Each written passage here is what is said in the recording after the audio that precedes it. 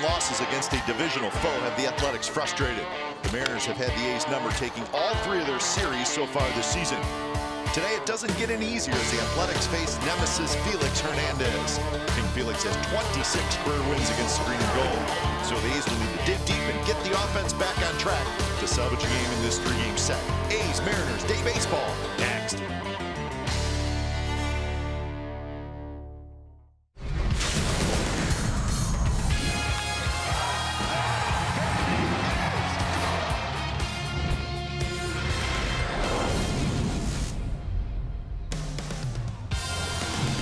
Day baseball from the Coliseum on kind of an overcast day. The A's need to win, salvage a game in this series. Pitching matchup today, interesting one. Felix Hernandez against Josh Lucas. Those are the 2 guys that'll toe the rubber today. A's and the Mariners coming up on NBC Sports California, powered by Xfinity. Good afternoon, everybody, and welcome to Oakland A's Baseball. Along with Ray Fosse, I'm Glenn Kuiper. You saw Felix Hernandez. He's going to make his 49th career start against the A's, so we know the story. He's always tough on the A's, and Ray, outside of a couple tough starts this year against the league, he's having a pretty good year. Well, the 3rd start against the A's this year for King Felix. He's good, and the great thing about him, he's not the same Felix that we saw many, many years ago when he first came in the league. Look at all those numbers, but the bottom line, Felix Hernandez knows how to pitch. He knows what he's capable of doing. Yes, his changeup is not as effective maybe as his fastball. All those things aside, he's still a great pitcher, and the A's know they have their work cut out for them today. All right, and for the A's, Josh Lucas making his first Major League start. For more on that, let's head downstairs to our good friend, Dallas Braden. That's right, guys. His first Major League start on the heels of coming out against the Toronto Blue Jays just about 20 minutes on the other side of TSA, and he does an outstanding job. 3 2/3, 7 punch-out baseball from Josh Lucas. And for him, if he can get that breaking ball going early in the count, early in the game, he can prove to be very tough on this Seattle Mariner lineup. All right, let's hope that A's offense gets rolling a little bit. They've scored just a couple of runs on 10 hits in the first 2 games of this series. We'll have lineups and first pitch from the Coliseum. When we come back, it's the A's and the Mariners.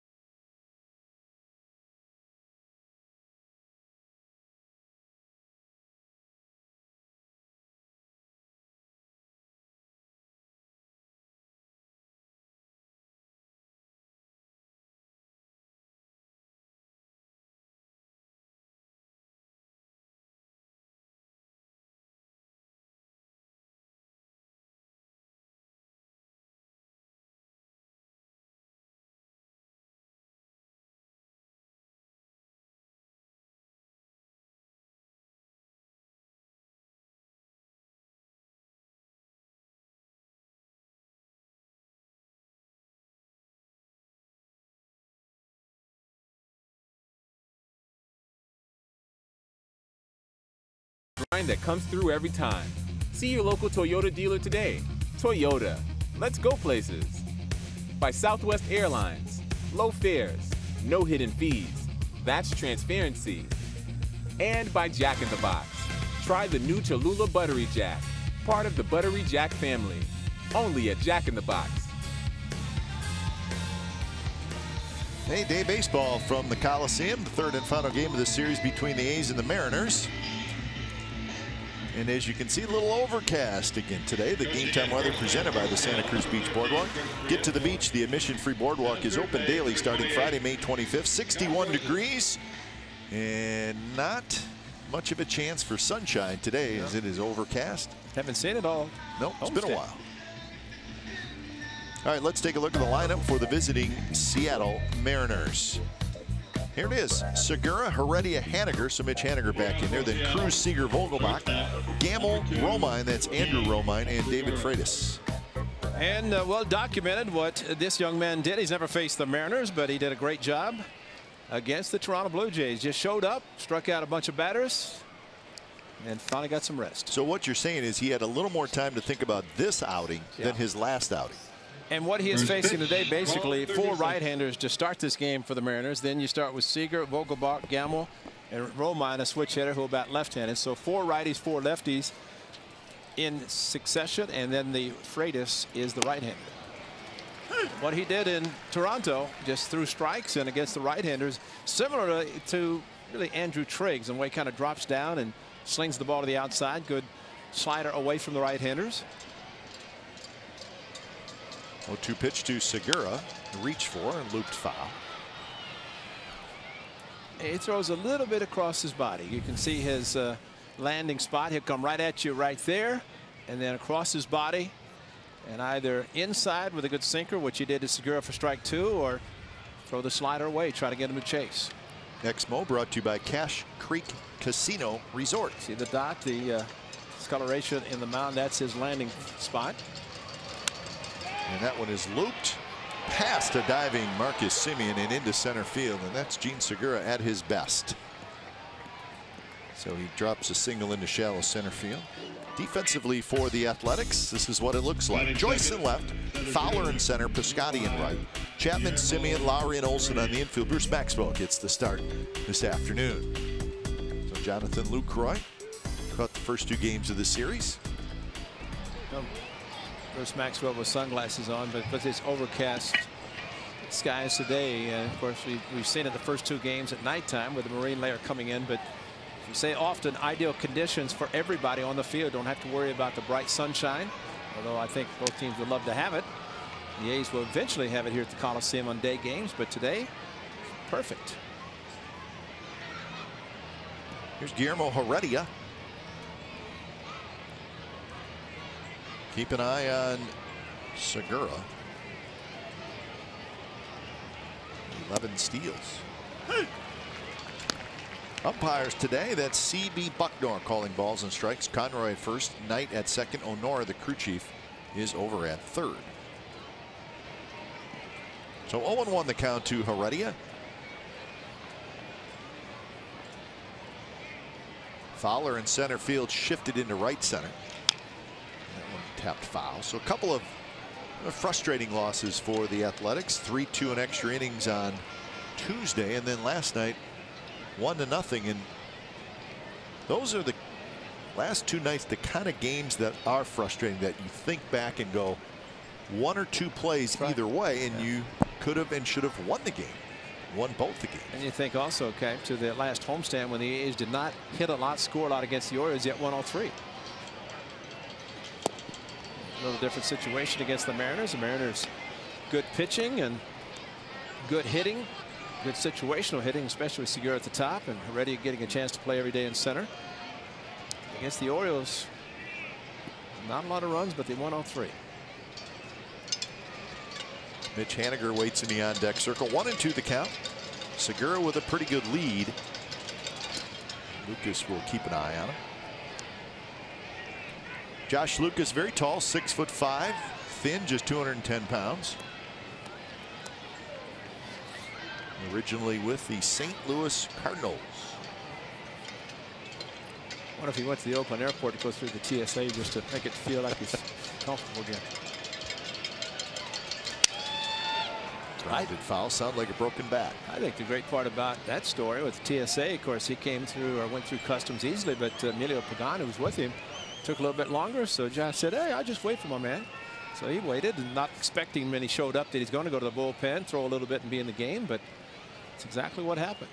Well, he played catch with Pagan down in the bull. They were playing catch when he got the call. Hey, you're in the game. I've been in the game. Oh, no, you mean actually in the game. Segura takes off, and the ball is lined toward left center field, and that's going to get down for a hit. Fowler gets to it. Segura will make it easily to third, and the Mariners in business here in the first. So first and third, nobody out for Haniger. Time now for Nissan keys to the game. Dallas Braden will take that. Boys, the key to the game for the Oakland A's today is a mindset, and that mindset is a chip in a chair. And what does that mean? Well, just like a poker game, if you've got a chip in front of you and you're in a chair, you have a chance. And over the last 2 evenings, they've lost tight ball games, and it's the ability to persevere and continue. Don't give up. String together these ABs, and know you still got light at the end of the tunnel. Chip and a chair. I'm going to remember that, because that could really apply in many different ways. That's right. So here's Haniger. Haniger back in the lineup. He was hit by a pitch. I believe it was his right wrist, right? The back wrist on Tuesday night. Sat out last night. Very fine season for Haniger. 296, 11 home runs, 36 RBIs, 6th in the American League in RBIs.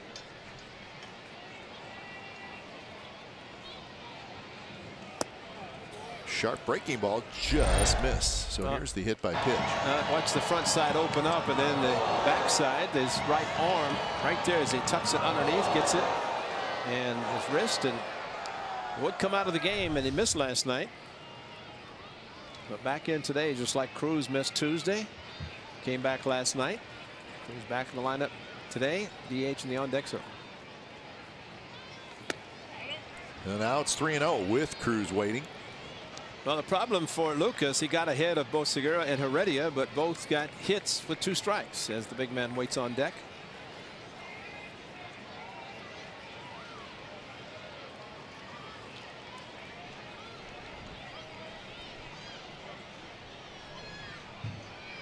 Haniger, a .333 average with runners in scoring position. Would he have the green light? He did. Well, Lucas basically sinker slider pitcher, fastball slider, and try to straighten it out on 3-0. Not surprised that Scott Service gave him the green light. The manager of the Mariners having a good season. Manny acted as bench coach. Manny at third base last couple of years. Scott Brocious, former athletic third baseman, now coaching third. Haniger drives one foul, so now a full count. We'll see if Heredia is on the move at first base. You know, I think he will, because if nothing else, if Haniger strikes out and if Heredia is able to make it to second base, then it would be an open base for Nelson Cruz. But ideally, strike him out, throw him out, or strike out in general, keep Heredia at first base, keep the double play in order. Best case scenario. Heredia not running, and the pitch just missed outside. Very close pitch. Tries to go down and away with this heater. Low paint fastball is going to make him beat him the other way. Good idea, great approach. Designated hitter. Just down and out. Bruce Maxwell does a good job of sticking that pitch, keeping it up, giving CB a good long look at it. Like to have that pitch. Tough one. I'd like to have the same play that Santiago Casilla had last night, a 1-2-3 double play, and you're always looking for hope, and especially with the monster Nelson Cruz. I mean, he can hit the ball, and last night coming back, the A's would like to see him leave town, get well after today. Pitch gas brought to you by SoFi, a modern finance company. That one runs inside to Cruz. Well, Cap, you have to think also, I mean, this young man, Lucas, came in really just out of nowhere. Did a great job against the Blue Jays, striking out the side his first inning. And now his first inning, got the bases loaded, nobody out. And this is his first major league start. He did make 14 starts in the minor leagues, but that's not a lot either. So a new experience for him. Well, good idea, changing speeds on the slider.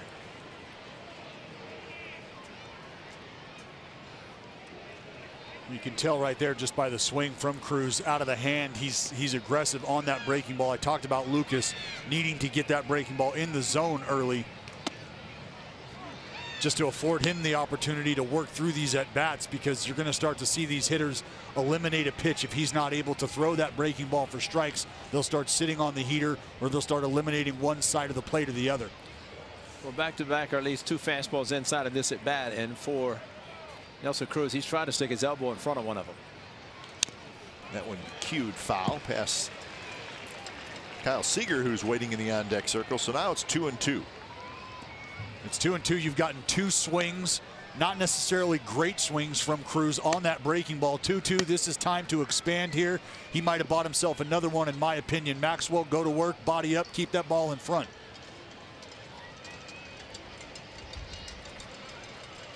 2-2 pitch. Here it is. And it stays inside. And a spun on the inside part. Your backup slider. There it is. Yeah. Well, it did back up, and Cruz looking outside, and it goes down and in. Well, you can tell right there by the way Cruz took that pitch, his momentum taking him across the plate. He's looking down and out over the plate. You can get the fish to bite. So you know what's great about the backup slider? Baseball's been played for over 100 years. There's been thousands and thousands of pitchers, right? And if you asked any one of them how to throw a backup slider, they wouldn't be able to tell you. No, can't help you out. But throw a good slider now, and you might as well, because you throw him a heater, who knows how far it's going to go. And it's grounded. Chapman's got it. He'll go to second for one. On to first, and that's a double play. Run does come in to score. That's Segura. But at this point, with the way the first inning's going, you almost take the 2 outs for the 1 run. No doubt about it. Well, he goes back to that slider one more time like we thought he would. And he gets Cruz chasing, gets Cruz to expand his zone down and out. Over there to the hot corner. And in our opinion, good as gold for Matt Chapman. 5-4-3, Lowry to Ole. And you'll take it. 1 pitch away from minimizing the damage for Josh Lucas. So Heredia now at third. There's the shift on for Seager. And Heredia, he can just wander around at third. He doesn't have to worry about getting picked off or a pickoff play. Well, the benefit for that and having a runner, especially with the shift and Matt Chapman, third baseman, a shortstop position, is that you have a good speed. It does not take a wild pitch that gets far away from the catcher for him to score. I mean, he's down the line at least 30 feet right now, backing up, but he can continue to go down the line. Good pitch there on the outside corner. 0-2 to Seager. 23 pitches for Lucas here in the first inning. It's 23 pitches, Kite, but I tell you, if he can get out of this with just that 1 run, this is what I talk about, a chip in a chair. You've got an opportunity. This thing hasn't gotten out of hand here in the first inning like it very well could have. 2 pitches, a fastball a little high. Well, they had a shot of Felix Hernandez in the Mariners dugout, sitting calmly and thinking bases loaded, nobody out with Nelson Cruz up. Probably expected to get more than 1, and that could be huge because Felix still a great pitcher, but not the dominating pitcher he was. And that one is lined but fouled on the right field line.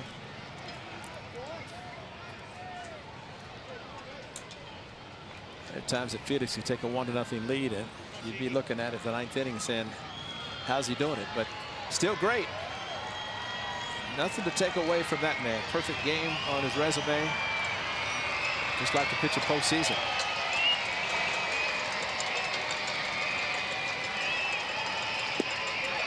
A little bit outside. Lucas thought it was a strike. Now his momentum just carrying him to the dugout. Yeah. Well, you like to get an umpire who's not afraid to ring up a hitter with a called 3rd strike. And sometimes that's difficult. Bounced foul.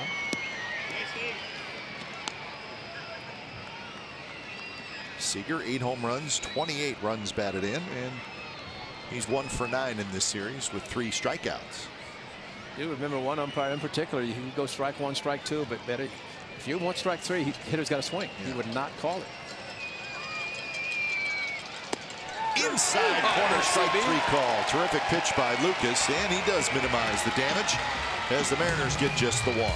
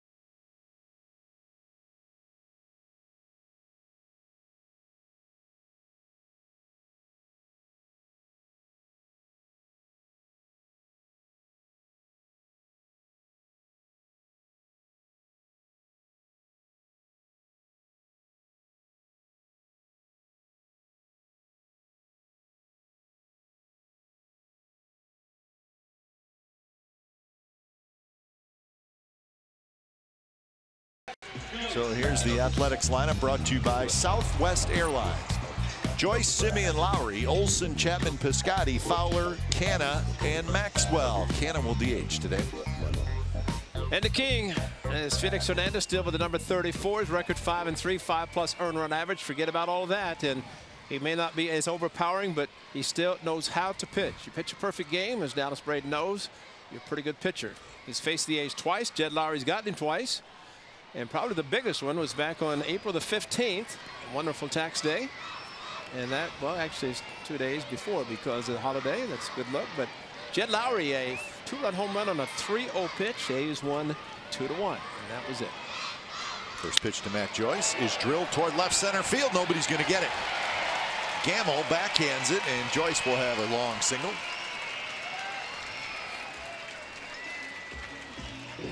Defensively, this is what it looks like for the Mariners. You saw Gamble, Heredia is in center, Haniger in right, Seager, Segura, Romine, and Vogelbach with David Freitas catching. There's Freitas catching Felix Hernandez. Well, here's a good matchup to watch. Marcus Semien has had a lot of success in his career against Felix Hernandez. He knows it. I would imagine Felix knows it. Yes, absolutely. He's 11 for 33 with 4 home runs. Season numbers for Marcus, very good. 274. Got 5 home runs, 24 RBIs. He's got 11 doubles.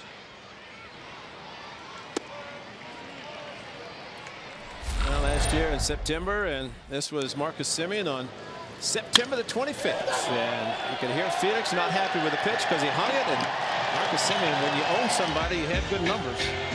But that was the only thing that happened good for the Athletics.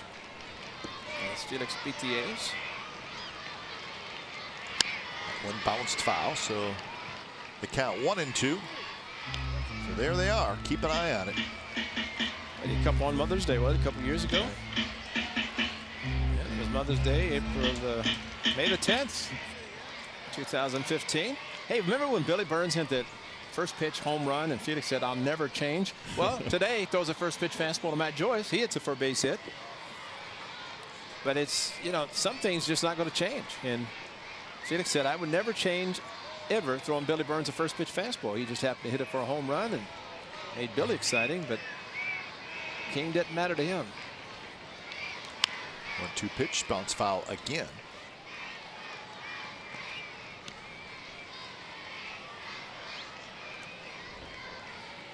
So the count remains 1-2 to Marcus Semien.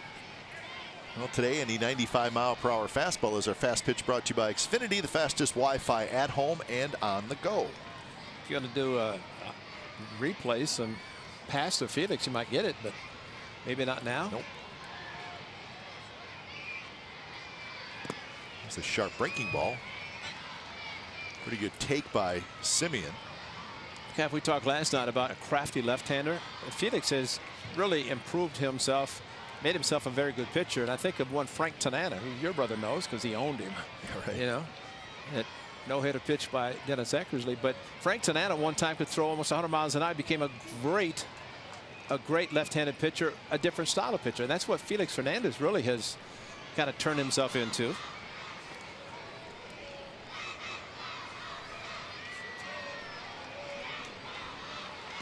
Another breaking ball, and it's 3-2. It's about figuring out who you are on the other side of your stuff. We've watched, one person that I've watched closely evolve over the last, say, 5 years has been CC Sabathia, and he, of the left-handed persuasion, has figured out, you know what, I can sink this thing, I can change it up, subtraction fastball, pitch backwards at times, and I can still survive. Heck, I can even thrive. And I think that's what you'll see and have seen out of Felix Hernandez, is he understands I'm not going to go out there and outpower anybody, but what I can do is I can locate, I can work off my deception and my ability to command the baseball around, in and out of the zone. Well, probably the best pitch has been his changeup off his fastball because he's reduced the velocity. And that one past Seager into left field for a base hit. Joyce decides to try for third. The throw is not in time, and that allows Marcus Semien to go to second. Good base running by Matt Joyce. The play was right in front of him as he reached second base. He's looking at left field, and he decided to take a shot, and he beat Gamble's throw. You could think that maybe he deeped him, but I think it was just a decision that he made late, and Gamble bit. And Gamble, in reality, should have thrown to second. Because Jet Lowry, they may walk him, but Gamble, once he was going to go to second, once he saw Matt Joyce made a bad throw, Seager, thinking he had no chance at third, so he's going to quickly go to second base. But Marcus Semien stay hot. See the little hesitation there with Matt Joyce. And also, you see the way that Haniger fielded that ball with two hands sort of up in front of him. He was cradling it, bringing it into him. And I think Matt Joyce understood he's going to have to make a transfer here and a heck of a throw to get me. So he turns on the burners and safe at third, and the A's are in business. So here's Lowry. If we see him too many times, you better take advantage of King Felix in these situations.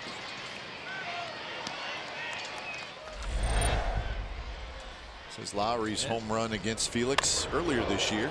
You know, he's upset giving up the home run. He also was upset because, remember the balk call that was called? Scott Service went out, Marcus Semien. The umpires converged, which I'd never seen before. They sent Semien back to first, and Felix just said, wait a minute. He was out a second. You're saying no balk. So how are you getting back? 3-0 pitch to Jet Lowry, 2-run home run, and that was the game. Great pitching by Sean Manaea as he went 7 innings, just giving up 2 hits and 1 run against the King. So 1-1 with Olson in the on-deck circle. In that series, the A's have ordered a sweep by the Mariners. Gamble, he's got it. Here comes Semien, or here comes Joyce, excuse me, hustling home. He slides, he's safe. That's a sacrifice fly for Lowry, and the game is tied at 1.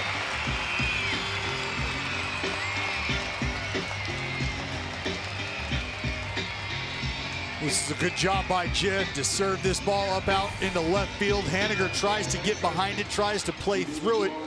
And Matt Joyce, after the tremendous base running effort going from first to third, tags up, times him up, does a great job, hard 90. Safe at home. A's are on the board. 28, Matt Olson. Semien still at second. Here's Olson. Jet DHing last night, at second today defensively. Fastball is outside, 88 miles an hour.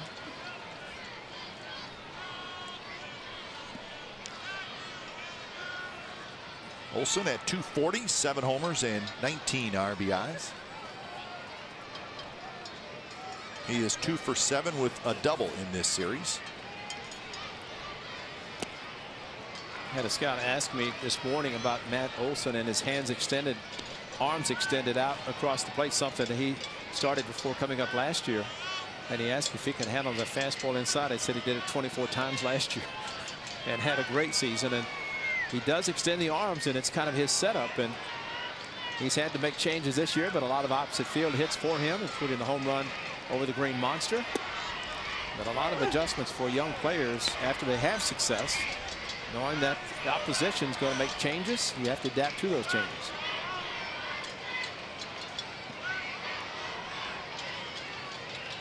Here, Olson just looking for a base hit.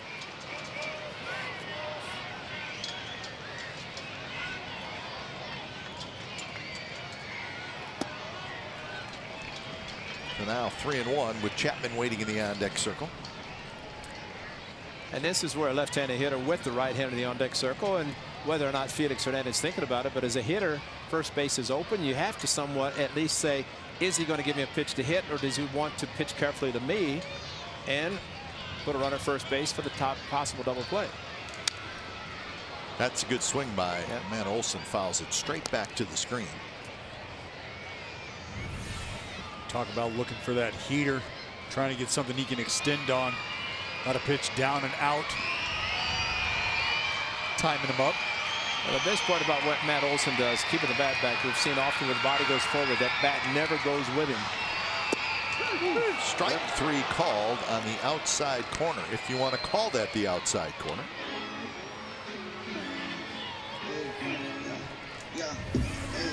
Well, Matt Olson's not looking for this curveball, and that is not a strike, folks. But reputation of King Felix Hernandez, he throws a curveball like that. Look at Fred. I mean, the fact that Fred has had to move, that says right there that it's not a strike. And Matt Olson going back to dugout, but Felix got one and did not challenge him. 3-2, went to the curveball, and that was a backup curve. But I still say reputation is going to be king. In this case, the king has the reputation. First pitch to Chapman is inside. But you know what, Cap? He's going to be graded 100% on that curveball because it was close.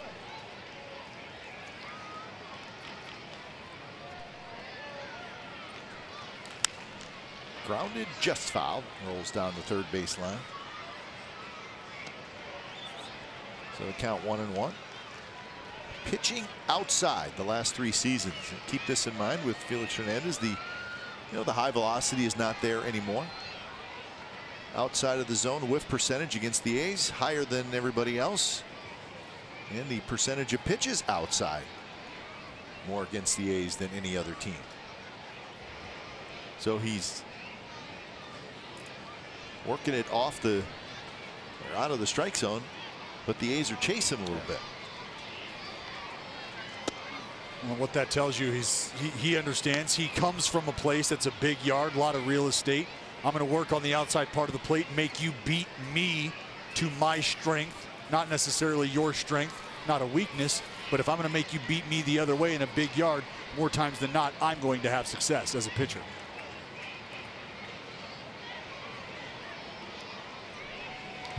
The 2-1 pitch is bounced foul right at home plate. So both pitchers, a lot of pitches in the first inning. Josh Lucas threw 28, and Felix Hernandez has thrown 22.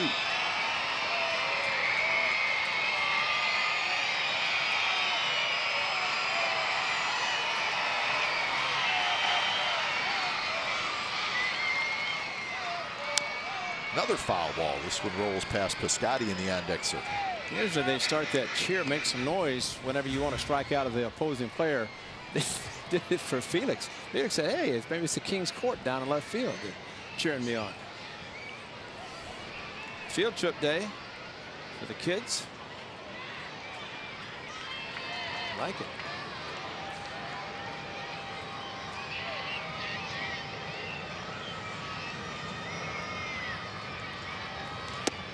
Missed inside again. Felix doesn't look quite right today either. Well, 5 hitters, 3-2 count to 3 of them. But it's the put away pitch. Simeon got the base hit on a 3-2. Olson struck out on what should have been ball 4.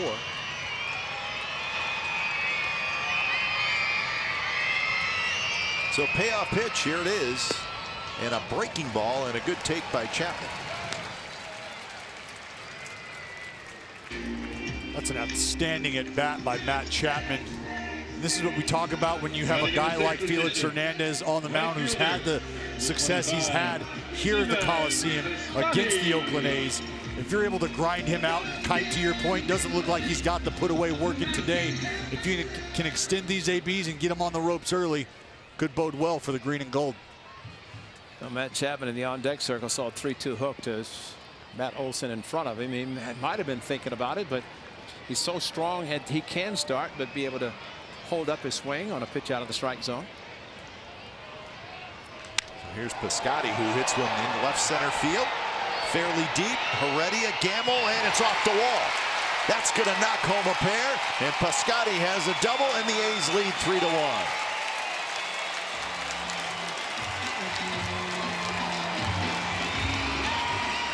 Boss, you talk about Chappie putting the peepers on the guy ahead of him, sitting on that 3-2 hook, does a good job of spitting on it, finds himself at first base, and here comes Piscotty, who is hot. He gets that first pitch heater, does a great job of keeping the hands inside, delivers the big blow up the alley, off the wall. Heredia can't get to it.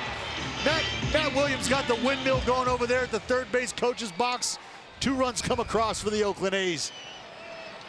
Well, the nice thing about, as always, you hit a ball like that, with looks like it could be caught with 2 outs. You don't have to worry about it. Just keep running. And with Chapman's speed from first base, that's an easy send. As Stephen Piscotty, we saw last night a couple of great plays defensively. And how about this one? Marcus Simeon's going to score easily from second, right behind. He better hurry, because here comes Matt Chapman. But Piscotty jumping on the first pitch fastball. That's been very impressive. Josh Lucas, who got out of a tough jam, bases loaded, nobody out, gives up 1. Now he sees himself having a 3-1 lead, but there's a good effort by Heredia. Just missed it, but with less than 2 outs, it's tough to really run on that. But with 2 outs, Felix gave it up, and he kind of pitches backwards. And the curveballs to both Olson and Chapman, when they might be thinking fastballs. Piscotty tried to drill the first pitch fastball just like Joyce. Sent it to left center. 0-2 pitch to Fowler. And Fowler loops one into left field for a hit. Here comes Piscotty. He will score without a throw, and it's 4-1, the A's lead.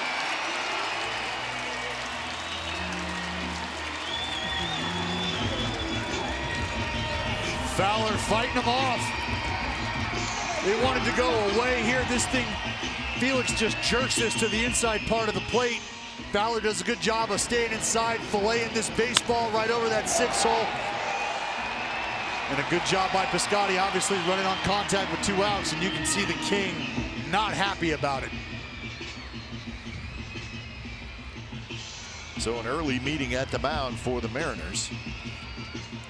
You know, we still do not know what's going to happen in this game, but World Cup, we've seen many times where you go into a 3rd game of the series, you're hoping you win the first 2, and Felix tries extra hard for the sweep.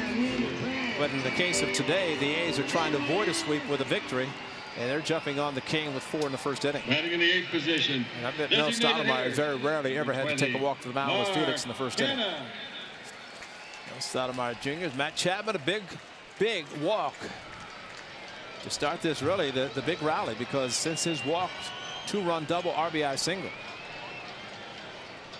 So here is Canha, the DH. First pitch to Canha is down and in. When we talk about the offense struggling, you think about stringing at bats together. Are you able to pass that baton? And I talked about at the top being able to put together quality at bats. And if the quality at bats are there, the hits will start to come. The quality at bat by Matt Chapman, you extend the inning, guys come up with big hits, big 2-out knocks. Canha 254. Hits that one hard to Seager. Seager backhands, throws to second. And that is the out. But the A's score big. They score 4 times on 4 hits against Felix Hernandez.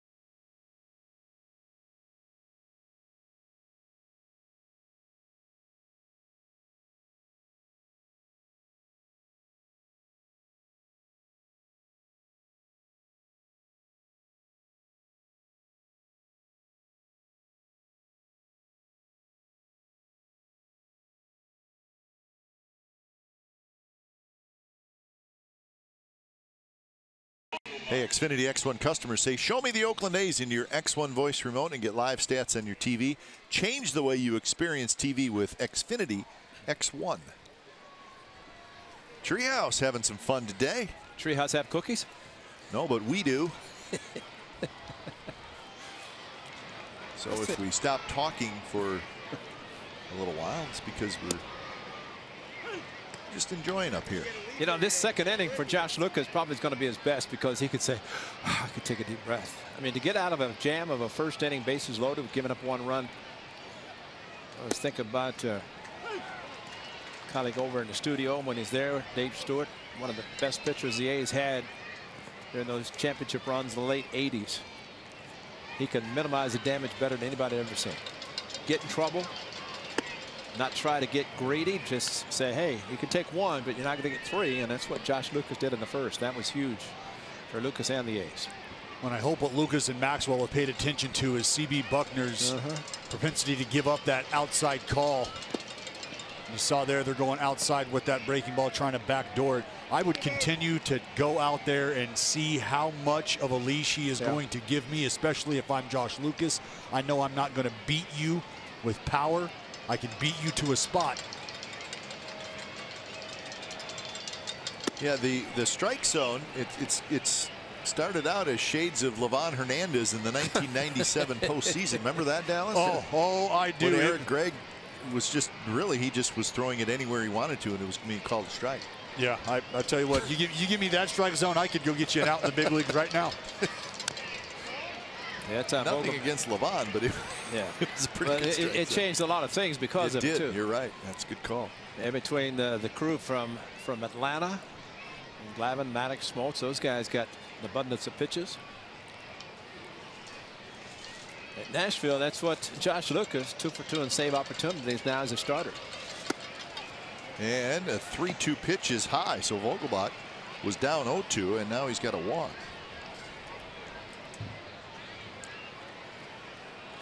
Well, earlier today, Mary Berry and Debbie Fields. Debbie Fields as in Mrs. Fields Cookies. They threw out the first pitch. Dressed in green and gold. They did a good job, and more importantly, they brought us cookies. How about that? Well, that's the former Debbie Silver, who at the time, Charlie Finley hired the 2 for ball girls down the lines. Debbie Silver became Debbie Fields, or Mrs. Fields Cookies. And there it is. Check this out. So this is the box we got. Look at this. Huh? And Marty's eaten half of them already. Yeah, Marty, our cameraman, he ate half of one. He put the rest back. So he ate half and then put it back. Believe that.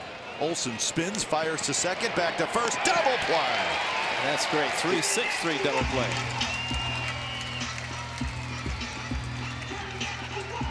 Well, the 3-6-3 double play. Josh Lucas does a good job of getting over if he needs help. And Ole here fundamentally sound as usual. Takes it, spins, delivers a nice strike over to Simeon, gets back to the base, gets the out. I'll have some oatmeal cookie on that note. So Dallas requested oatmeal, so we made sure we pulled out the oatmeal cookie from the box. Oh, man. Should have asked me. Yeah, I like oatmeal good. also. They're pretty good. They're all good. So we appreciate those being brought up. You know, the nice thing about Matt Olson, one of the difficult things for a first baseman when he throws to second, he's thinking about getting back to first, hurries himself too much and makes a bad throw. But that time, Ole planned for the 360 turn, made the good throw, and was able to get back easily. Not an easy play for a first baseman. You gotta find that bag with your foot. Yeah. You always want to get the lead runner, and that was important, especially with the ground ball. The Gam will try to pull. 3-0 to Andrew Romine. Now, you started with Seager, struck him out on a pitch inside after the first 4 batters, all right-handed. Base hit, walk, double play, and then Seager the strikeout. Vogelbach just not finishing. Sometimes you have to extend, like lefties into right-handers. Righties have to do it to lefties. Did it on the strikeout to Seager. That's a little better. So 3-1 the count.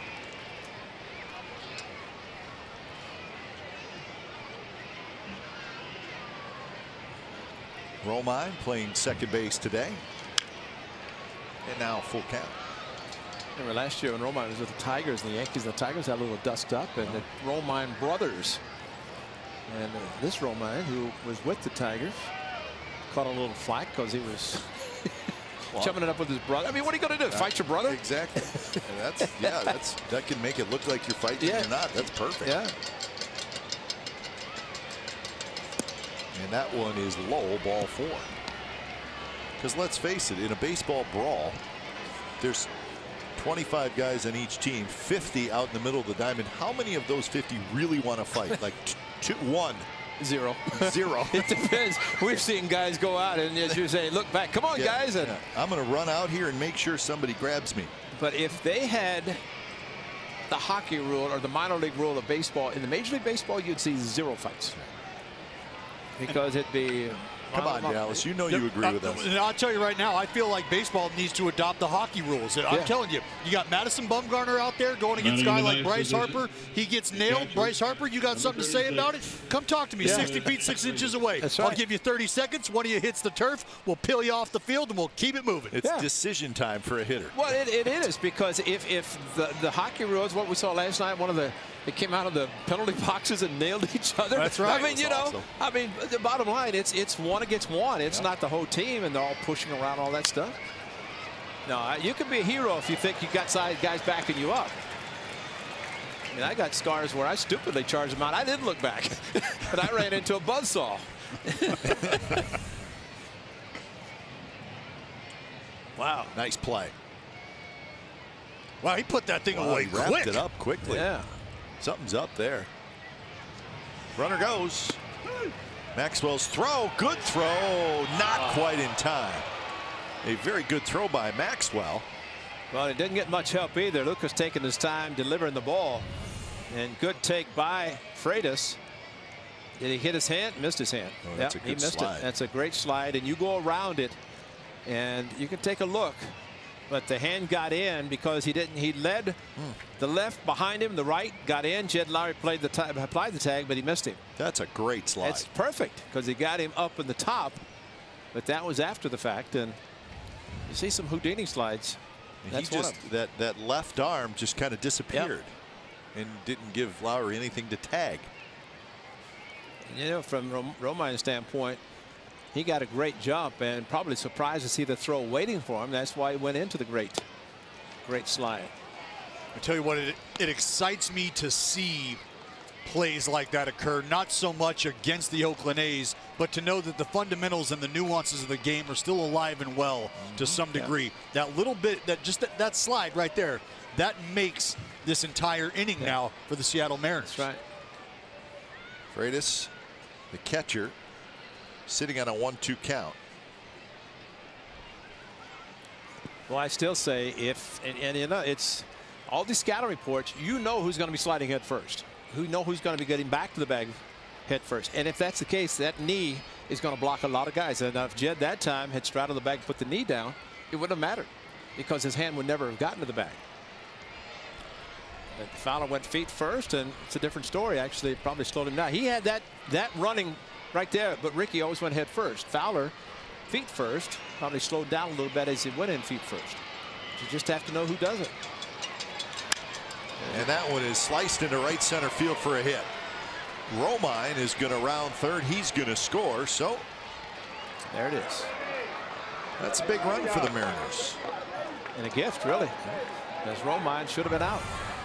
Yeah, it's a huge knock, 2-out knock, and we talked about Romine and the prowess at second base. And here Freitas gets that spinner.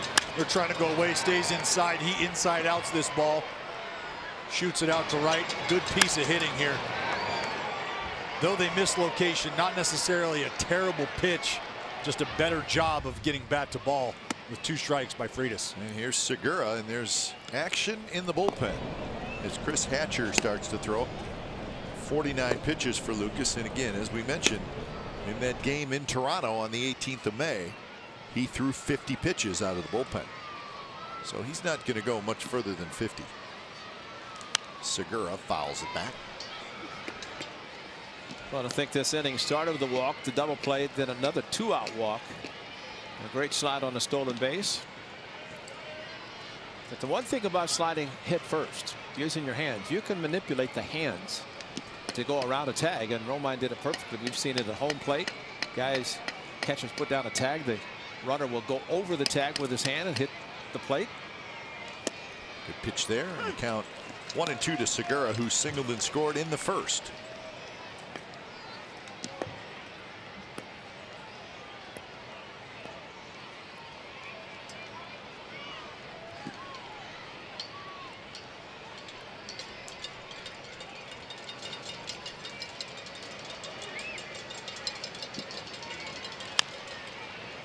Simeon has it. Simeon across in time. A run for the Mariners. So bottom of the second coming up, 4-2. Ray, I got 2 minutes to eat 6 cookies. And you can do it. I can do it. Probably don't Start need with 2 this one minutes. right here.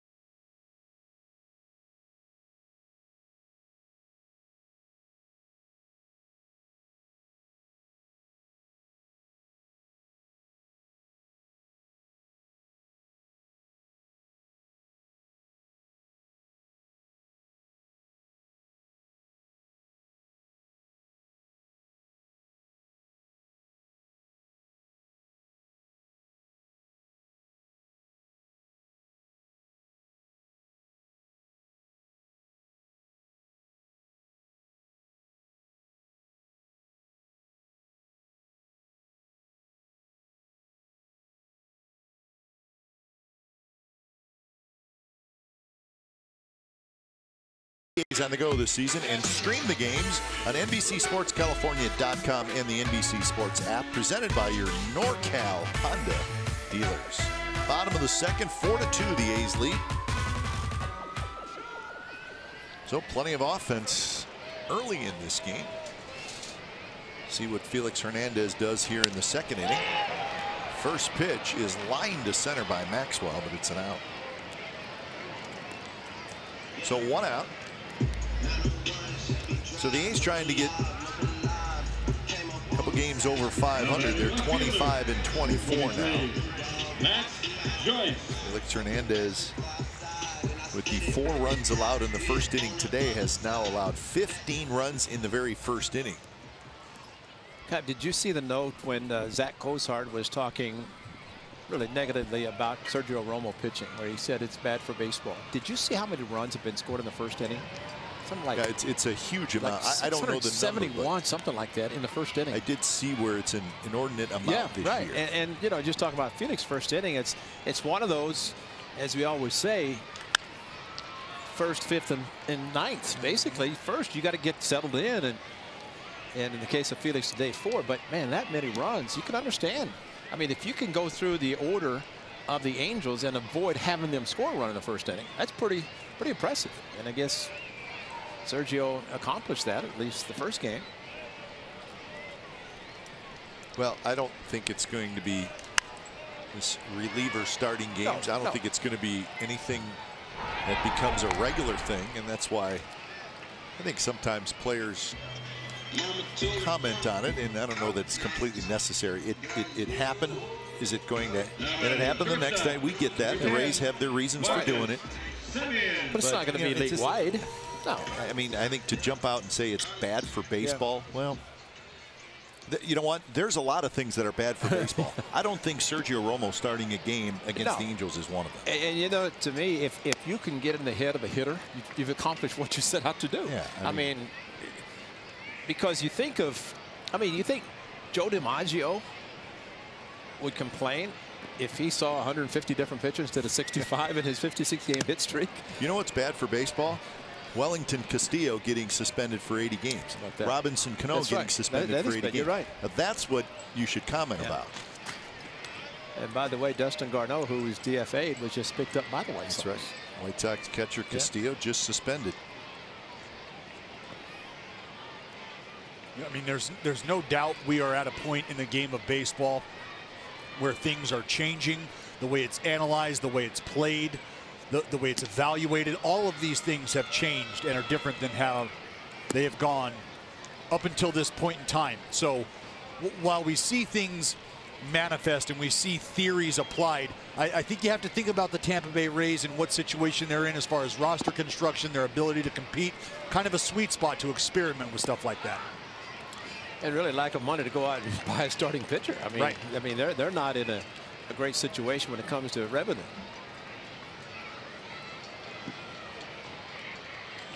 Gary Hughes. Now those iPads strictly show what a pitcher's doing. Pitcher's throw. And now they've got it probably in the Hatcher who's warming up the bullpen. Haniger goes back, still going back, and he makes the catch. So a 3-up, 3-down, 9-pitch inning for Felix Hernandez. 4 2-A's after 2.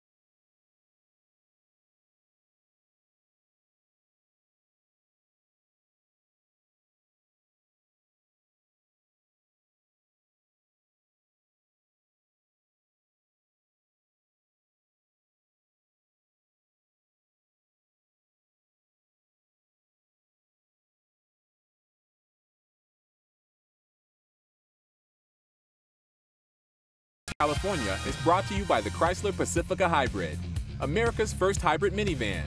Test drive one today. 4-2, the A's leading the Mariners. That youngster is having a good time. He's got the Wilson glove. What more do you want? Do you have a contract with him? I don't know. Not yet. He may. No, you. No, I don't. Then when it's time for change, think Speedy Oil Change and Auto Service, your trusted oil change, tune-up, and repair expert. So the first of what will be plenty of pitching changes today for the Athletics as Hatcher comes in. So Lucas goes 2. You know, the shot of the dugout that Tommy had to show with the iPad talking about the changes, that's something that is new. And I mentioned that it's about the pitcher, but in the past, a new pitcher would come in and you go to the hitting instructor, in this case Darren Bush for the A's. You'd ask him, what does this guy throw, and kind of a refresher. But now they do have the iPads that show, there it is. It's strictly baseball. You can't order a pizza, you can't watch movies, but it's a baseball iPad that shows the pitching of, in this case, Hatcher, and Edgar Martinez there, the hitting coach for the Mariners, has it. really kind of takes away, you know, they were saying about you never know what you're going to see until you get in the batter's box. Well, if you can see him a little bit before you get up there, maybe that can help. But that's a huge change in the game. And it's amazing to think that they're right there in the dugout with him. I can remember when iPads came out as a ball player, and I picked up a couple the day they came out, and I brought them in to our video guy, Adam Roden, and told him fill one of them up with Mark Burley, fill the other one up with Jamie Moyer. Yep. Right at Matt Joyce, who already is retired.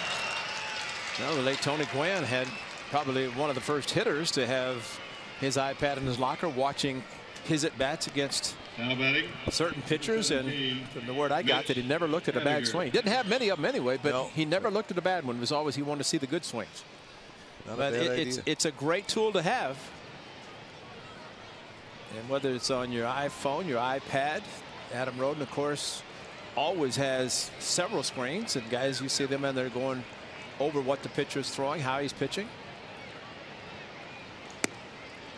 It's funny, the A's still have a guy on their team right now, a good friend of mine, Santiago Casilla, who in his younger days here in Oakland when we were together, he would bring guys in to the video room to show him a rip of strikeouts. That's all he would watch. It's just all of his strikeouts. And he'd grab you, hey, come here, I want to show you something. And it's just video of him striking out 15 guys. You go, Willie, I know, I see you every day.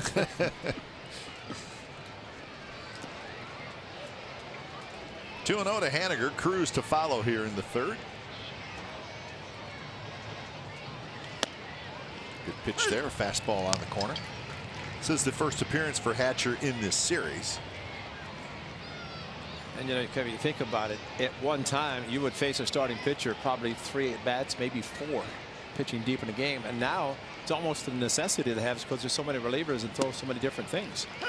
So it's nice to have as a backup something to refresh your memory. These guys have scattered meetings going over the hitters, the pitchers, etc. before each series. That's why Darren Bush and Mike Andretti, hitting coach assistant, that they're always aware to help out the hitters when the new pitcher comes in. A little bit high, and it's 3-2 to Haniger, who walked in the first.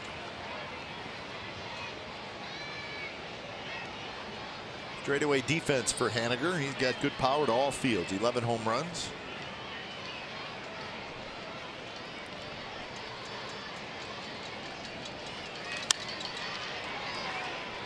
Toward Piscotty, who backs up just a little bit. And that's out number 2. Well, Lucas pulled the Houdini today. He did a good job of working out of jams today. Got himself a couple double plays when needed. Some big time momentum swings. Was able to catch Seager looking. But really, this is what you hoped you were going to get out of Josh Lucas. 45 to 55 pitches, maybe a couple innings, 3 if you're lucky. But just ultimately give the ball team a chance to win. And that's what's happened. That lineup card may not leave Bob Millman's hand all day. No, he's going to keep an eye on it. A lot of times you'll see him looking at the matchups on the board, the dugout back wall. But in the case of today, that's all the scouting reports. They got all the matchups, and Mike Andretti, assistant hitting coach to the left. Ryan Christensen got them all down there. Chapman flips it to first on the run, and that's a good inning for Hatcher. 3 up, 3 down. Bottom of the third coming up. It'll be Lowry, Olson, and Chapman. 4-2 A's.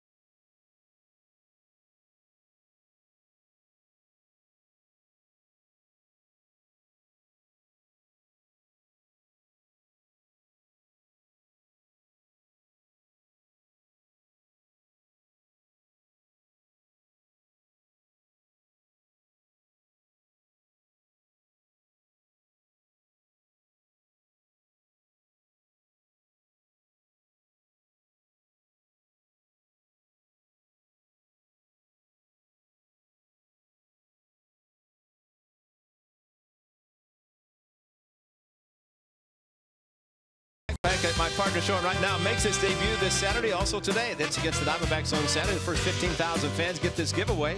Presented by Ross Dress for Less. Plus, the A's 50th anniversary season-long celebration continues with a special Swingin' A's celebration, a day dedicated honoring this special team from the 70s. And make sure you grab your tickets at athletics.com/tickets, or you just stay in the booth right here, and my partner will have one right in front of his face. Good, man. I think you're going to wear it. Nice play by Romine. Throws to first, and they got Lowry. Heck of a play.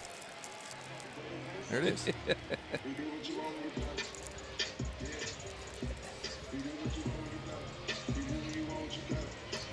Now batting, first baseman. So I would never be a good cameraman because I'd be out of focus pretty much all the time. Harvey's smiling, isn't he, all the time? He's happy. He's a nice little fella. So is it. It's a good-looking backpack. Come on Saturday, you get the chance and get here early and get it. Cap got his first.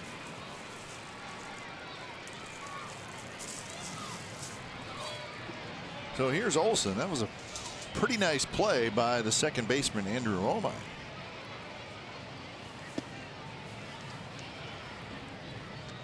Olsen struck out in the first. It's the only strikeout for Felix Hernandez today. Felix faced 8 hitters in the first inning, gave up 4 runs. Has settled in since then, as he's retired 5 in a row now.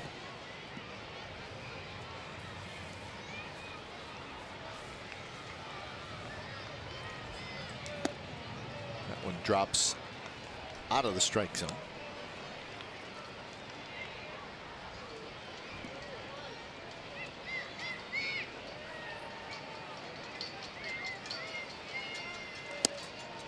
A little delayed call. I like an automatic call. Yeah, and you know, you can tell Felix hasn't been comfortable all day. He hasn't really hit his spots, hasn't located well, even there 3-0. Probably looking for something outer third to get himself back into the count. Jerks it to the inside part. That one's hit hard, but that's Segura with the shift on. He was playing pretty much right up the middle. So 2 outs. All right, how about this, folks? Most strikeouts all time. Felix Hernandez is 46th on the list. He is 4 strikeouts away from tying Sandy Koufax. That's a pretty good guy to tie. Kevin Brown's close. Dennis Eckersley is close. So Felix Hernandez moving up the all-time strikeout list.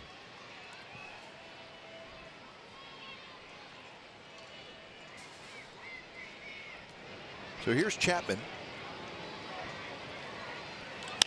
Sandy Koufax, for the amount of years that he played, that's a huge amount of strikeouts, because, correct me if I'm wrong, Ray, I don't really remember watching Sandy Koufax, but he did not pitch that long. Left elbow. Yeah, had his elbow, I think, bad elbow. And I mean, he got his 10 required, 10 years to qualify for Hall of Fame. Got that in, and of course, first ballot, tremendous pitcher, and a lot of hitters were very happy to see him retire because he couldn't hit him. So you think he pitched a few times with his elbow barking a little bit? Well, he came up to big leagues late. Chapman, I think, fouled that one off his foot, I believe. Or was it? No, he's got his left side. That's not good. Or maybe it's a foot. He's just holding his left side. Yeah. So it did foul off his left foot, just maybe up by the toe. Yeah. Let's see.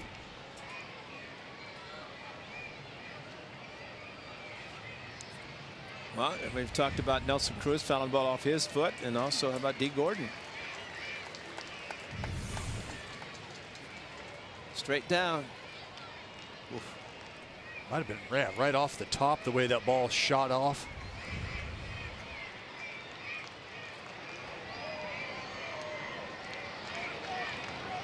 0-2 pitch.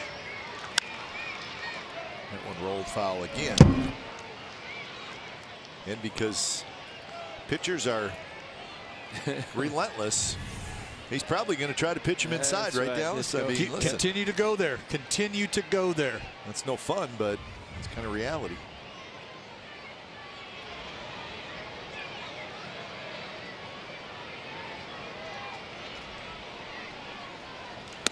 Fastball up and away. See there, Felix trying to go with the four-seamer, a completely different look. Everything he's thrown to Chapman has had movement or sink with depth in the zone. Tries to freeze him with the four-seamer away.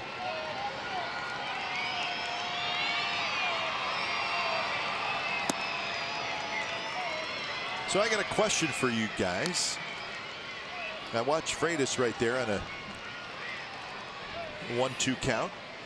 Nobody on base. He gave 4 different signs. Yep. Because Felix didn't like the first 3. Yep.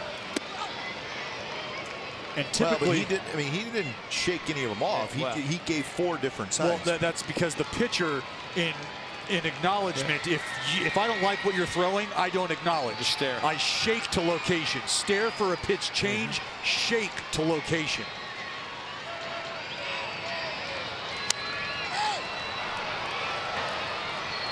Could be a play for Freitas, not quite.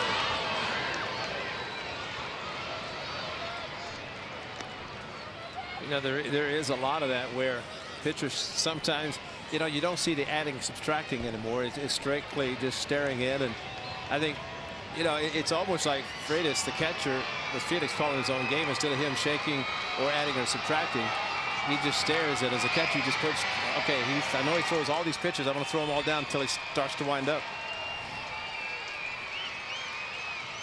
Another 3-2 to Chapman. Seager handles a tough little hop. And another 3 up, 3 down inning. That's 2 in a row. Those for Felix Hernandez. So we're on to the 4th. 4-2 A's.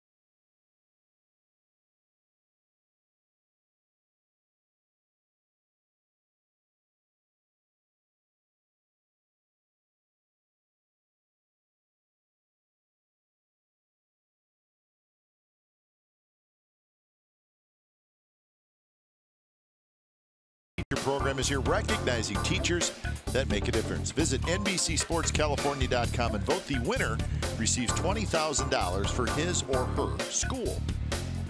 Looks like some of the youngsters out of school today. Teachers are working, though. Yeah, it's a good field trip.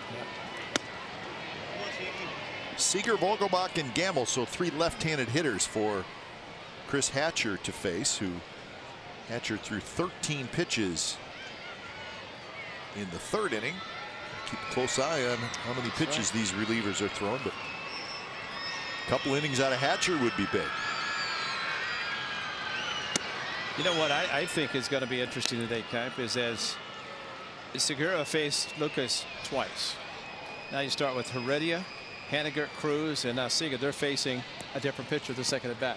They may see 3 or 4 different pitchers in this game. You know, you used a lot of relievers. And, you know, from what Zach Cozart said, if you try to have an idea you're going to face the starting pitcher 2 to 3 times, you want to know what he throws to start the game. Well, what if you start relievers? You know, so you got to learn them. I mean, he knows and guys know what they throw, and you just want to feel comfortable facing the same guy 2 or 3 times. Well, you do that as a starter facing a team. You hope your starter goes at least that many innings. But, I mean, just the mere fact that he continues to talk about it, it's evidently effective. 3-1 here to Seager, who struck out looking in the first inning. It ended the first.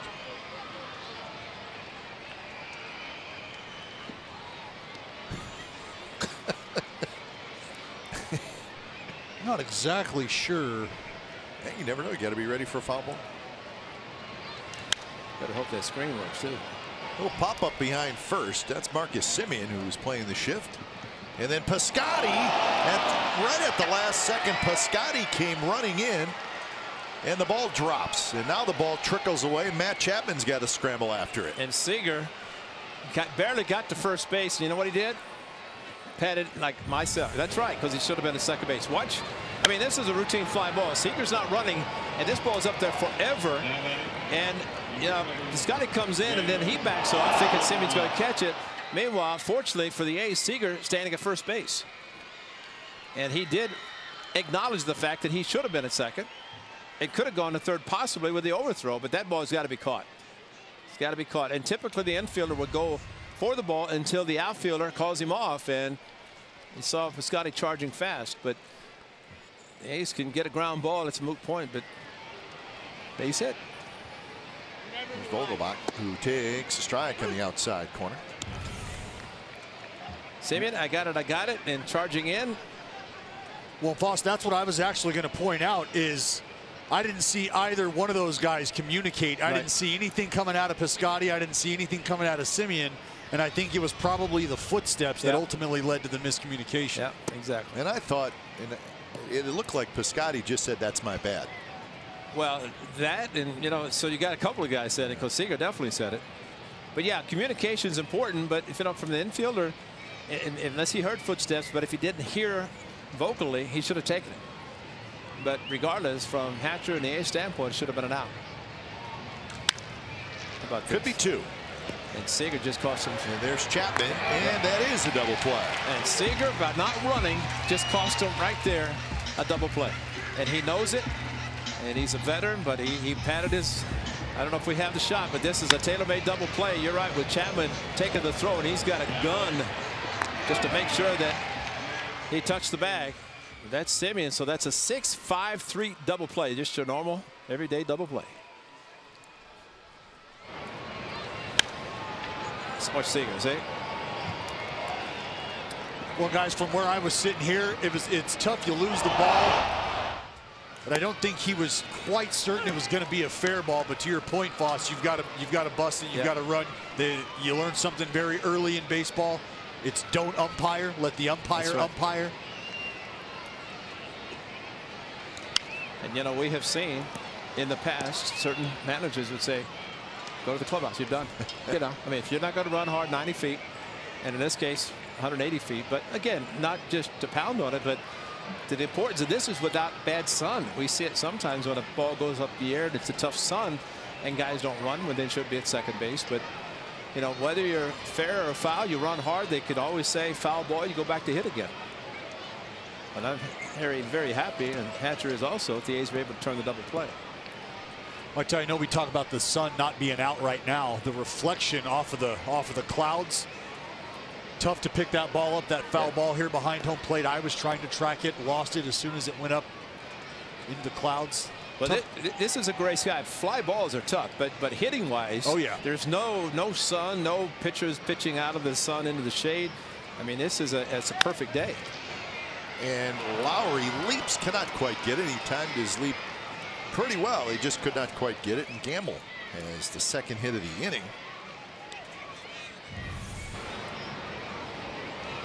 And Jet tried to time his leap, couldn't get it.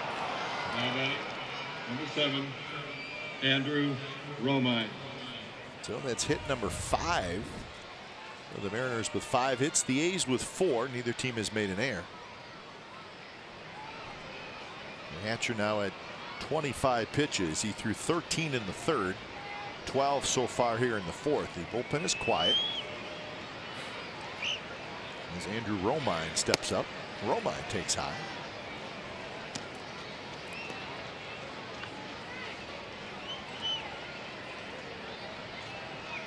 Romine walked and scored in the second inning.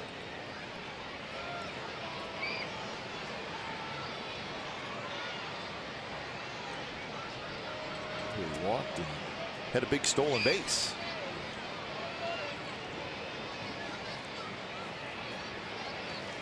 Foul straight back.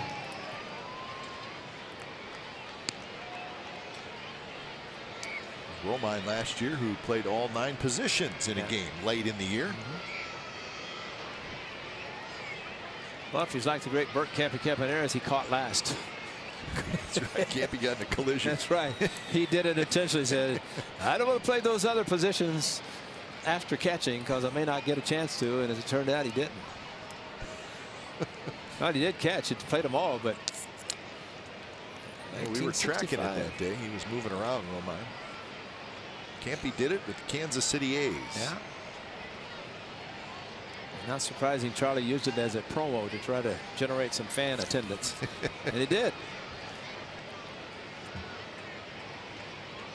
Ed Kirkpatrick got him from first and third. Campy threw to second. Spanky came down the line and crushed him. That's when you could do it. A little bit high, and now it's 2-1. Did he feel bad about running over Campy? Come on. No. Ed Kirkpatrick. Yeah. Spanky was fire plug, man. Campy tried to tell me, as a catcher in Cuba, I tried to do what I said, doesn't work, Campy. Not if the guy's bowling down the line and he can run you over. And he did. Should have did an Olay.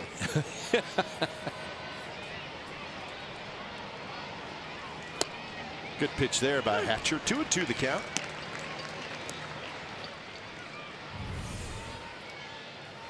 Ball coming back and caught the inside corner. After your point about the relievers, they're not accustomed to throwing a lot of pitches. And here's number 30 coming up for Hatcher. And from Bob Melvin's standpoint with the lineup card, he wants matchups, and ideally he'd probably like to have. Remember, Trevino was up late last night, did not come in the game. And you'd have to think pretty much everybody's available. You even think a guy like Trevino might be ready for 3+ outs. You're right. Exactly. Same for maybe even Trinan. Yep. Well, and another thing which I don't want to say makes it complicated, but is going to be part of the equation is the A's do not have an off day. That's right. For the next 10 days. Yeah.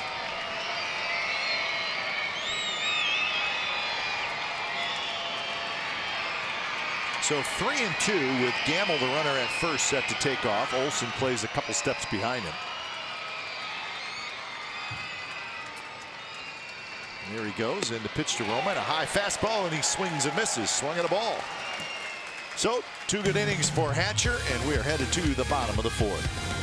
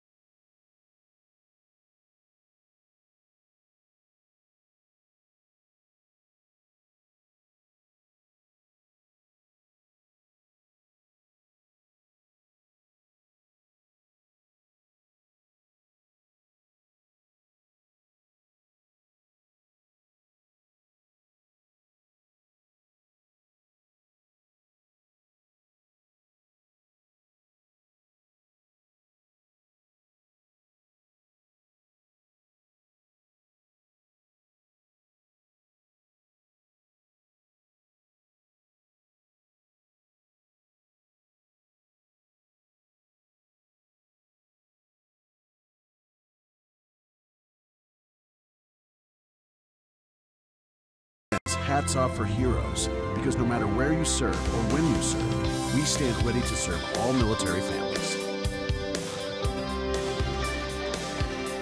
Hey, we know that guy. Yeah. His son, David Feldman, works with us on the TV crew. He's got the... Mr. Feldman's been an A's fan since yeah. day one. I think you got to go back to Philadelphia with him, don't you? Probably. Yeah, Memorial Day's throwing out the first pitch. I wish he'd lower that piece of paper so I could see those white cleats. White cleat T-shirt.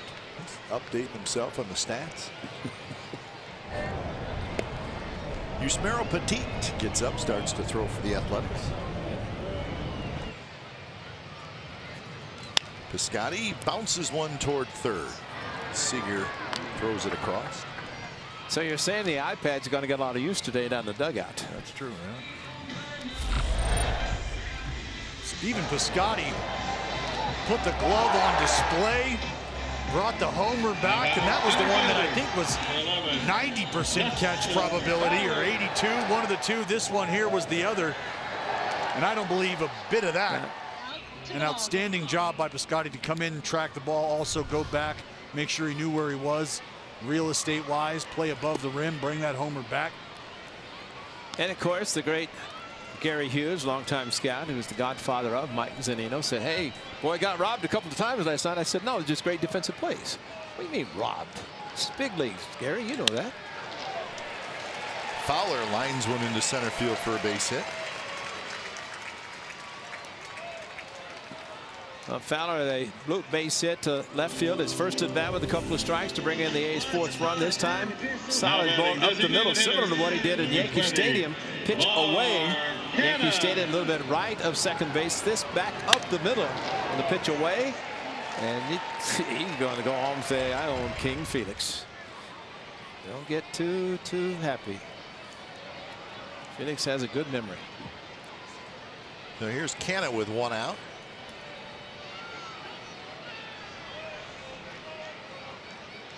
Canna bounced to third his first at bat, and that's a strike. So 59 pitches for Felix Hernandez.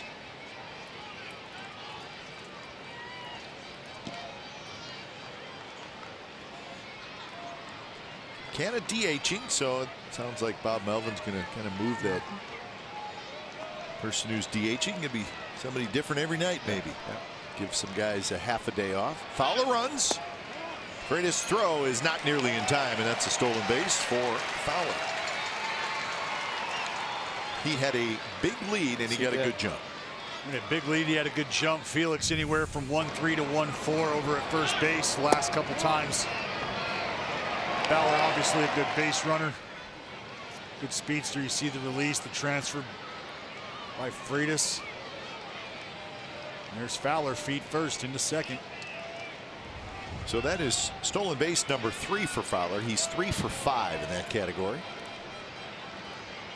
Now Canna will try to bring him home.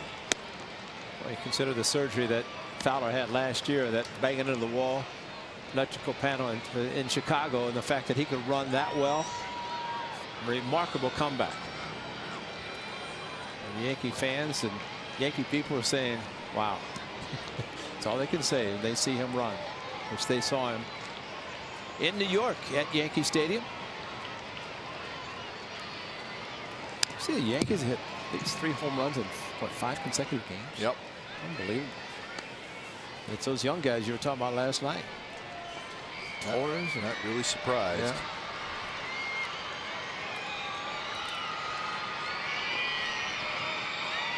Yeah, I think the Yankees they're glad to see Fowler doing well. I think they're really glad to see Gleyber Torres with 8 home runs. No, absolutely. No, absolutely. And then Judge is only hitting them 470. Yeah. Didn't get it all. Yeah. No, but Yankees are doing it the right way. They're building within the system, and if they could trade somebody like Dustin Fowler, and of course Mateo, the A's will see eventually. Segura throws out Mark Canna.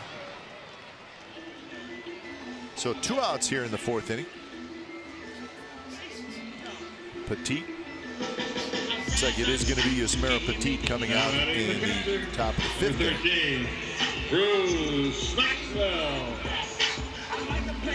Well, it was really just kind of routine, but ground ball to shortstop. Dustin Fowler with tremendous speed did not want to test the arm, and especially running into and out of third base. He's still in scoring position. Give a chance to Bruce Maxwell to drive him in. Those little things, you have great speed. Sometimes you figure you can outrun the baseball, but it's a little bit hard to do that. So Fowler with a base hit, stolen base, in scoring position now. I mean, he could score from second easily on a base hit to the outfield. Maxwell hit a line drive right at Heredia, the center fielder, his first at bat.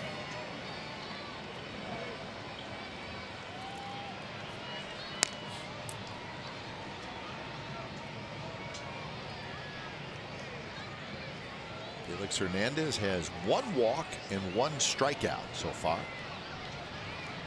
Whole bunch of ground ball outs.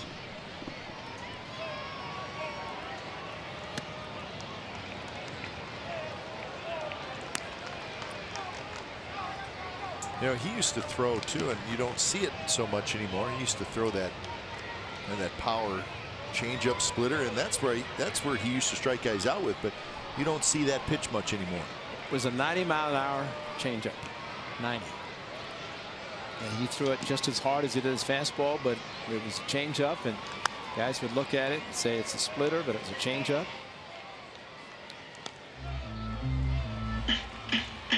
And the reason the success with that fastball changeup combination is because the velocity, he was playing in the upper echelon of velocity at the time when he's younger with that kind of stuff. Now the velocity is down, the separation in velocity is still the same, and that becomes a no-no when you start operating in the 85 to 89, 90-mile-an-hour range.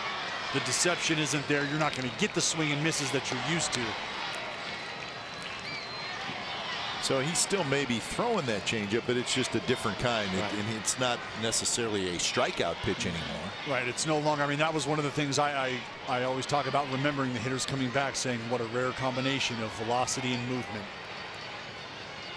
3-2 pitch is bounced to the right side. Vogelbach to Hernandez, and he gets out of it with Fowler stranded at second base. 5th inning coming up. Petit coming in. 4-2 A's.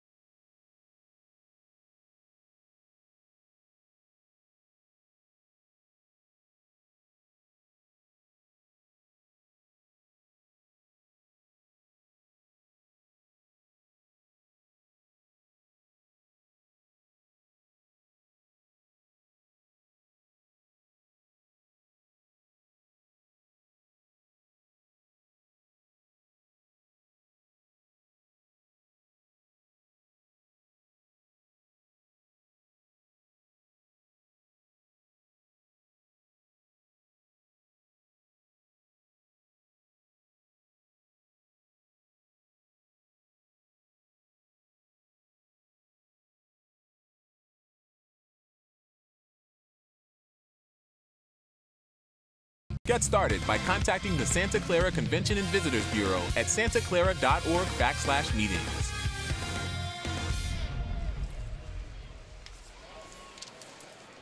So the A's leading 4-2. It's the top of the 5th inning from the Coliseum. When it's time for change, think Speedy Oil Change and Auto Service, your trusted oil change tune-up and repair expert. So Yusmeiro Petit comes in. He's been busy, his 24th appearance here today, and this is game number 50 for the A's. That doesn't surprise. I think we had a feeling when the A's signed Petit that he was going to be a workhorse. You understand the value of a guy like Petit. He can give you multiple innings out of the bullpen, potentially spot start. You find yourself in a bind. A Swiss Army knife. And if he could give 2 innings and take it in the 7th inning, then Bob Melvin might be able to go to 7th, 8th, and 9th, and maybe even with Trevino a couple of innings. But Hatcher following Lucas, both of them going 2 innings, and Frida seeing a different pitcher. Frida, I mean, they're all going to see different pitchers. Freddie's going to hit in this inning, see the 3rd different pitcher in through 3 at bats.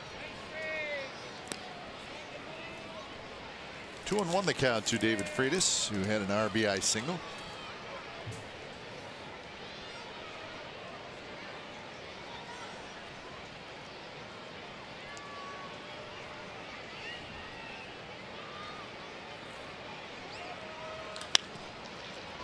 Chapman scoops it up. Freitas is retired, so that's out number 1. Well, Petit, last year, his one season with the Angels, he was terrific. And speaking of multiple innings, he appeared in 60 games last year and pitched 91 innings. So there's a big value to that. Oh, yeah. 2.76 ERA in those 60 appearances. It got him a nice 2-year contract with the Athletics. And he knows he's not going to blow guys away, but he can do that. He can paint the corners and eliminate the middle part of the 17-inch wide home plate. You can do that. You can have a lot of success. Well, it's a big responsibility being in this role here, because what's asked of you is to keep ball games close, typically on one side or the other. It could be an early blowout that you're trying to keep close, keep our team in the ball game, give them a chance to maybe score 4 runs or so, get you back in it. Or on the flip side, kind of like the situation the Oakland A's are in now. They're up 2 early, kind of a bullpen day. You need somebody to give you extended innings. Petit, a guy who can answer that bell.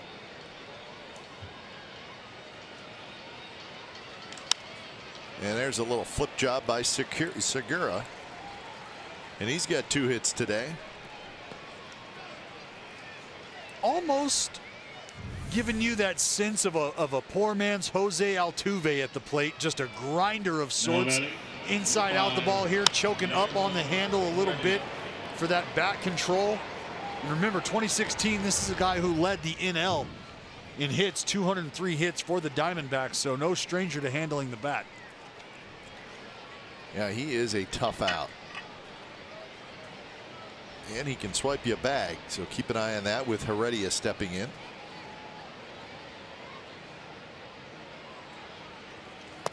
First pitch is outside.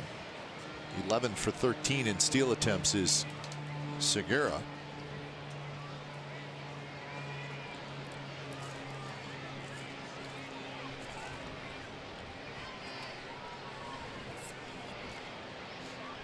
Heredia singled and scored in the first, and then hit a fly ball to right field in the second. A little bit outside, 2-0.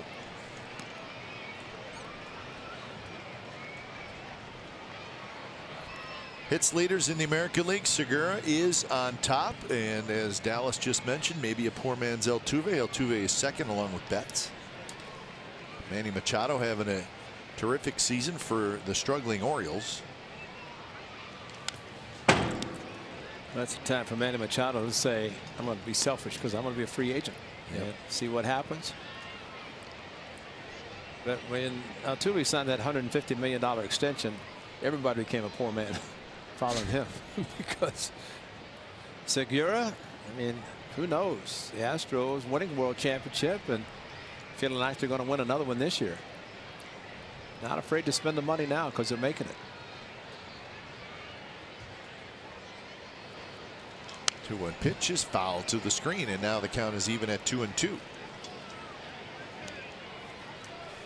The Astros with the day off. I stand corrected. They do not have the day off. They are in Cleveland. They got a 4-game series starting tonight against the Tribe.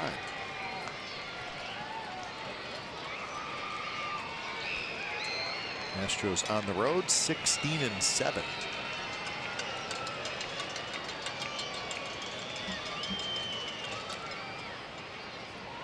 Good job by Petit. Check over there. Segura looked like he might have been leaning a little.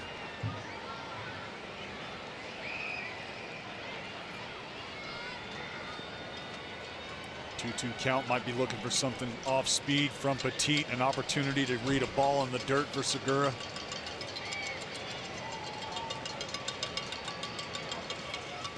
And he got him with a breaking ball. So Heredia chased what would have been a ball. And the great thing about Petit, everything looks about the same. And as a hitter, you see this same delivery. You're thinking fastball, and he pulls the string, throws it hard down in the dirt. You see the spin, the rotation right over the top. Curveball, good job blocking by Bruce Maxwell. And Heredia, I mean, that's probably swung a lot of the motion of one Yusmeiro Petit. Can't believe it, but he's seen Lucas, Hatcher, and not Petit. By the time his at bat comes up again, he may see Lou Trevino. He may see another one. Haniger takes a strike on the outside corner. So 2 away here in the top of the 5th inning. So 2 innings from Lucas, 2 innings from Hatcher. Hatcher threw 31 pitches in his 2 innings.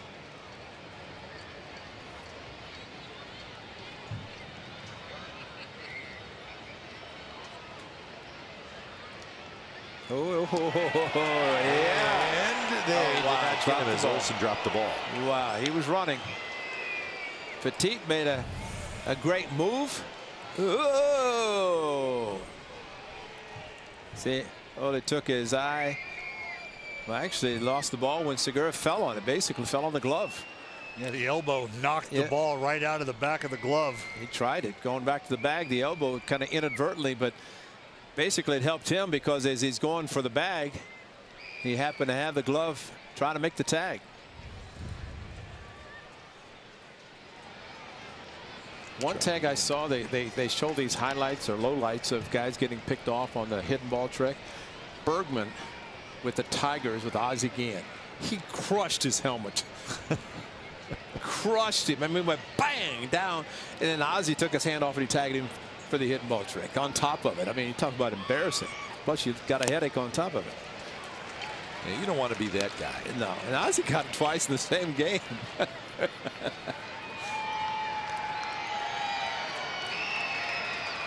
0-2 to Haniger.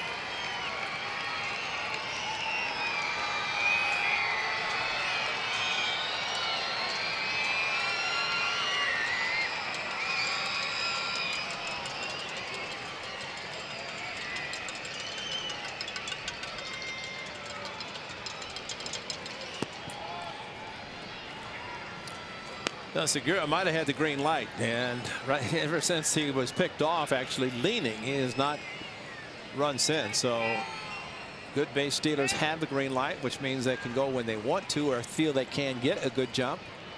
Getting a good lead, but if it's one way at 12 feet, that's a pretty good lead. But if it's one way being going back to the bag, then that's not. You take a shorter lead and have a lean towards second. Strike 3 called on the outside corner. A couple of strikeouts for Yusmeiro Petit in the top of the 5th inning. Joyce will lead things off when we come back. 4-2 A's.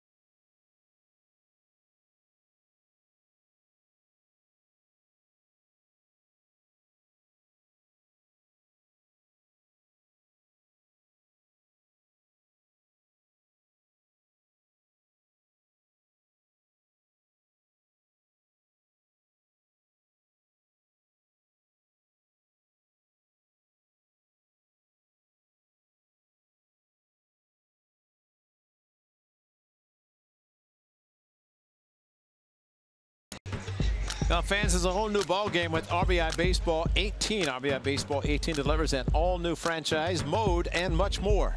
RBI Baseball 18 is available right now. Learn more at rbigame.com. Rated E for everyone.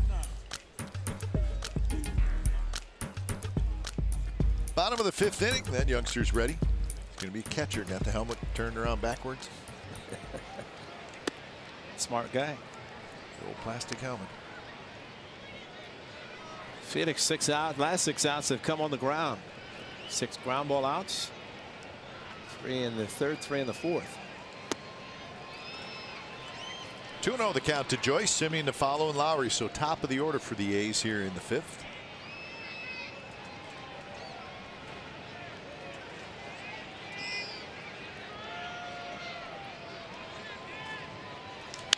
Joyce hits one in the air to right field. Haniger backs up. And Haniger waits, and he's got it. 1 out. Diamondbacks coming to town, so we got interleague baseball and what'll be a busy weekend here at the Coliseum. Tomorrow night it'll be Patrick Corbin, pretty good left-hander for the Diamondbacks against Sean Ryan, pretty good left-hander for the A's. And Clay Buchholz against Daniel Migden on Saturday, and on Sunday Zach Greinke against Trevor Cahill. Those are the pitching matchups for the 3-game series coming up against the Arizona Diamondbacks. Diamondbacks have had a strange, and I mean strange, season. They were 18-7 in April and clearly looked like that runaway. Yeah. They were going to run away with the National League West. The month of May, they're 5-16. Hard to believe. It is hard to believe. Too good of a club to have that, but they are scratching their head right now. They're coming into, they have the day off, so they're probably here in the Bay Area somewhere. They have lost 7 in a row, and they have lost 13 out of their last 14, and that is hard to believe. Well, their big guy in the middle of the order, Goldie, Paul Goldschmidt, has struggled mightily. You think about Steven Souza Jr. hitting the DL, comes back right back to the DL. They started without, or excuse me, it's been a long time without Jake Lamb as well. Those are some pretty good hitters. Those are some really good hitters. I mean, Pollock's out now too. That's right, and he was tremendous very early on. Had a big 3-homer game early in the season as well. So for all the reasons that they were in the position they were in out of the gate, not to mention the starting staff got off to a unbelievable start, and that's without Greinke performing the way you expect Greinke to perform. He started to figure things out and right himself as of late, but very uncharacteristic for that lineup. Yeah, the pitching's been decent, but I was surprised to see where the Diamondbacks, even though they do have these injuries, but they are second to last in runs scored in the National League, and that's a surprise, especially in that ballpark. Well, you think about the humidor. That's very real across the board offensively. In every statistical category, numbers are down at home for the Arizona Diamondbacks. And that's a launching pad.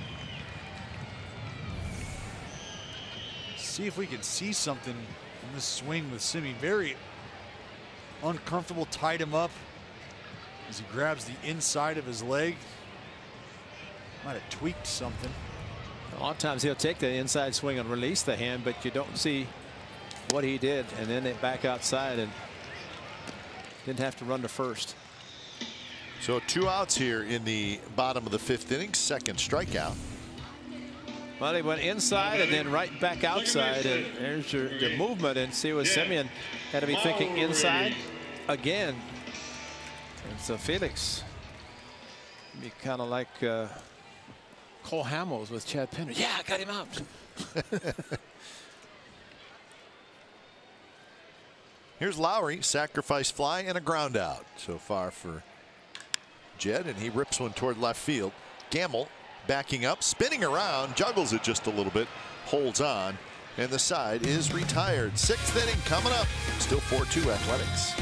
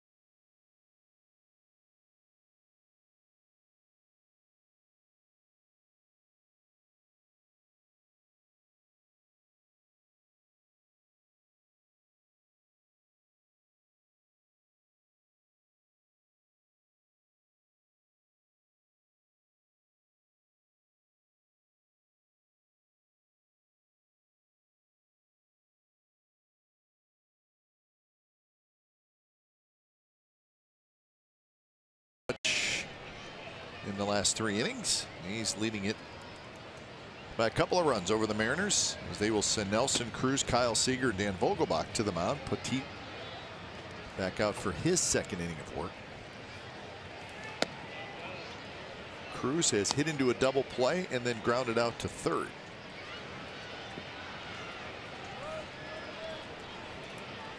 That may have been the biggest at bat in the game. Exactly right. Nelson Cruz in the very 1st inning came up. Lucas really struggling.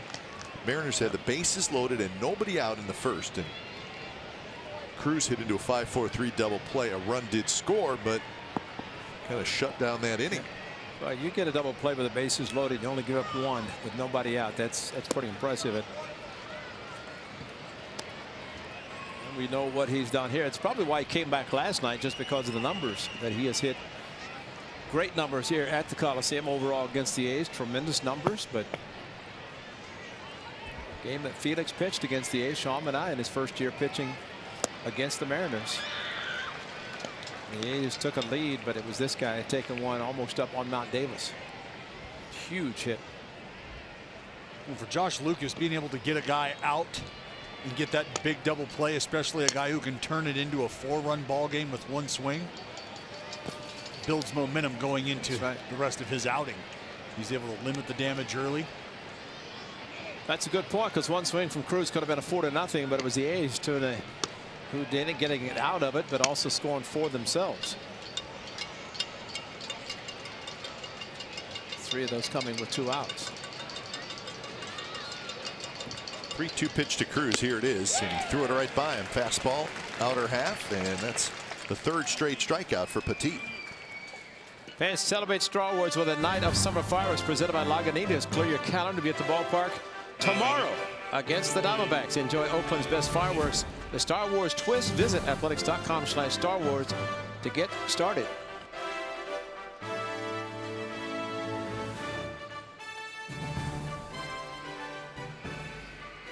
So here is Seager with 1 out.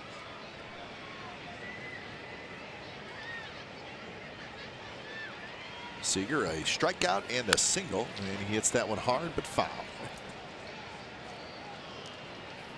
So interesting today, Major League Baseball put out a big statement about the baseballs. Did you read that? It just came out. They commissioned a study, a long study done by a team of scientists from the top universities around the country. And this was a fairly lengthy study. And the results, baseballs are different. What a shot. Well, we've been saying that for a couple of years. But I mean, it was a significant study, and these are people that, scientists that worked very hard on this, and they said the conclusion was that the biggest change was the air resistance. That was the dominating factor. Dallas, did you read that? I did not read it, but I know what you're talking about. It just came out right before the game, and it was very interesting. And they said the air resistance was the biggest factor in the change of the balls. And so now they said, well, okay, you got to change the air. Now what caused the air resistance? And they said, well, it's possible that the surface or the texture of the ball is the reason. The texture of the ball, the height of the seams. I mean, these are all explanations that had been uncovered long before Major League Baseball finally decided to go, okay, you know what, maybe we should be transparent, I guess, because everybody and their brother is understanding that, hey, this is how this goes, right? We're seeing the results here. The guys out on the mound are telling us what they're feeling, but Major League Baseball didn't want to be transparent. Well, the information is out, and now they were forced to. So about time. This one is ripped toward Piscotty, who hustles over, and he makes the catch. Air resistance stopped that ball from going out. A lot of air resistance to that one. 4-2 as we head to the bottom of the 6th.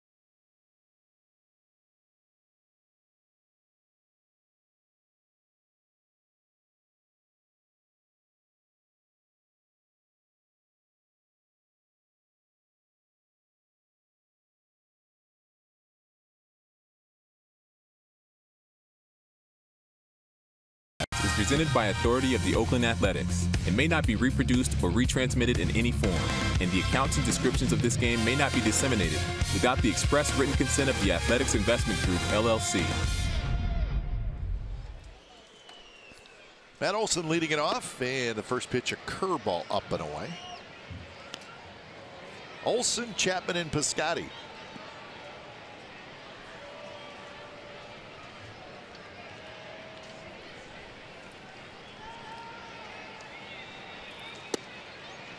Strike. That one dropped right on the outside corner. Olson today, a strikeout and a ground out.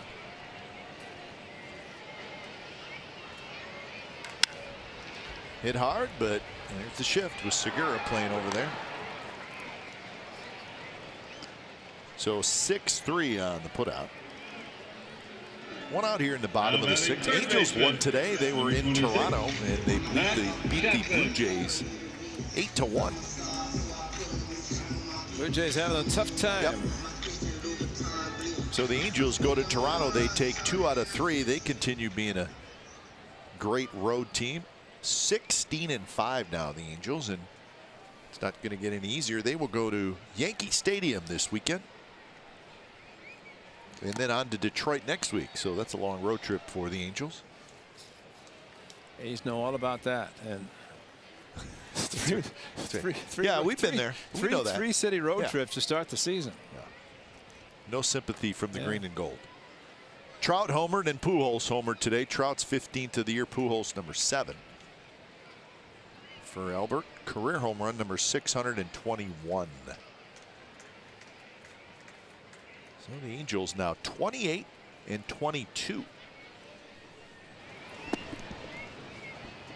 Remember that liner off Chapman's foot last time at the dish, right off the top.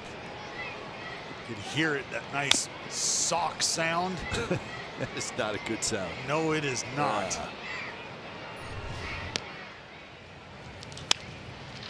Seager scoops it up. Seager's been busy today. So 2 outs. Well, that's typical for King Felix Hernandez. After giving up 4 in the first inning, he's given up 1 hit since. And that was a Fowler base hit up the middle, stolen base, but got the next 2.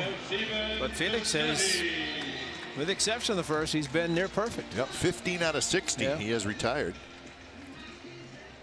But normally, he doesn't allow the runs in the first inning. That's one of the changes for him. It's probably frustrating for him because in the past you get excited with the bases loaded, nobody out, and all of a sudden you head back defensively still without a run. He's at 87 pitches, and the first got him. Otherwise, he's been very good. Well, that was the key for Oakland coming into today, understanding you can grind these ABs out. You might be able to sort of shift the tide of the entire offense the way things have gone. So the breakdown against the A's, 26-10 in his career, 13-3 here at the Coliseum. Well, you knew the 48 starts, and I remember when he first came to the big leagues, everybody in the West said, "Uh-oh, you're going to have him 6 times, 3 at home, 3 on the road." And you take a chance of having that many. So 3 ground ball outs for Felix Hernandez. We are on to the 7th, still 4-2 A's.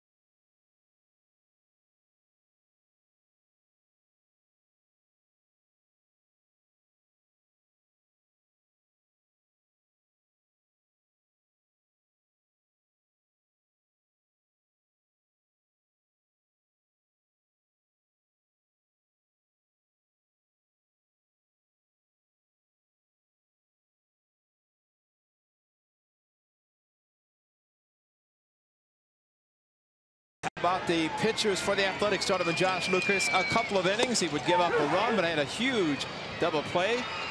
Chris Hatcher, a couple of innings, and he struck out one with a couple of hits. And Yusmeiro Petit starting his third inning, he's given up just a single, and that was to Segura. That was in his first inning they pitched, but since then he's retired 5 in a row with 3 strikeouts. So Yusmeiro at least will start this inning with another reliever warming up in the bullpen, as expected, Luke Trevino. Gamble goes after the first pitch, fouls it at home plate.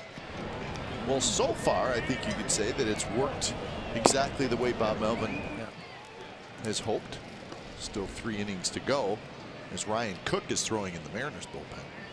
Well, he was up last night, but did not come in. It was Nicasio the 8th, and of course Diaz the 9th. And maybe Cook was just getting some loosening, some throwing in the bullpen. He may be coming in today's game. So a quick 0-2 to Gamble, who has hit into a double play and singled.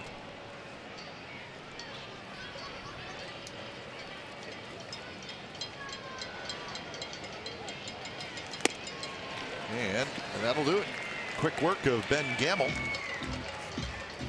And that is 4 strikeouts now for Yusmeiro Petit. Well, there's so much to be said for a guy who can execute addition, subtraction. Again, Yusmeiro Petit, somebody who is not in the business of missing bats. He's in the business of missing barrels, and sometimes things just work out for you. Now, Petit got to win in Toronto, as the A's had to use 2 starts or 2 games, 14 2/3 innings out of the bullpen. Both Triggs and Anderson going down. That's Andrew Romine, who rolls one into right field for a hit, so he's been on base twice with a walk and now a single. And here's Freitas. Well, he's not waiting around. Gets a first pitch fastball he likes, something he thinks he can handle out over the plate. David Freitas. Pulls it on the ground, no shift, defense straight up. Sneaks it through there. Well, the pitch was up, which is an ideal pitch to hit. It might have one more batter, depending what Freitas does. Freitas has an RBI single, and he has a ground out. A's could get 2. Lowry, and they do. Double play. 6-4-3. Side is retired. 7th inning stretch time from the Coliseum, with the A's leading 4-2.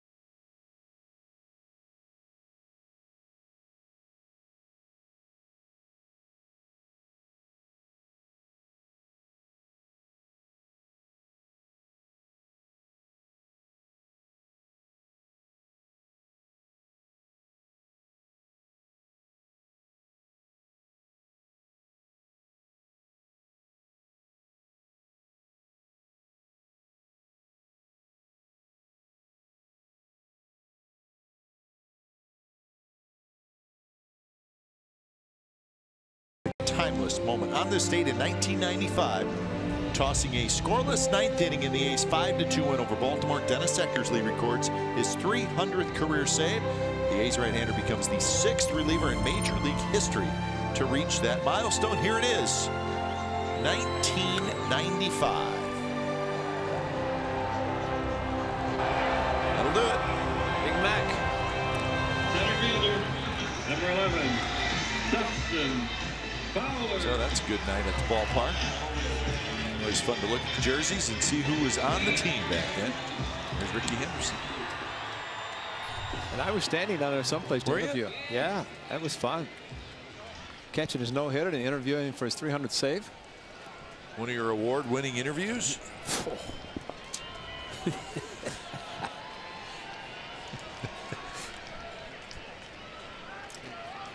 We have a name. We should get. You got like thousands of interviews. We should give those a name.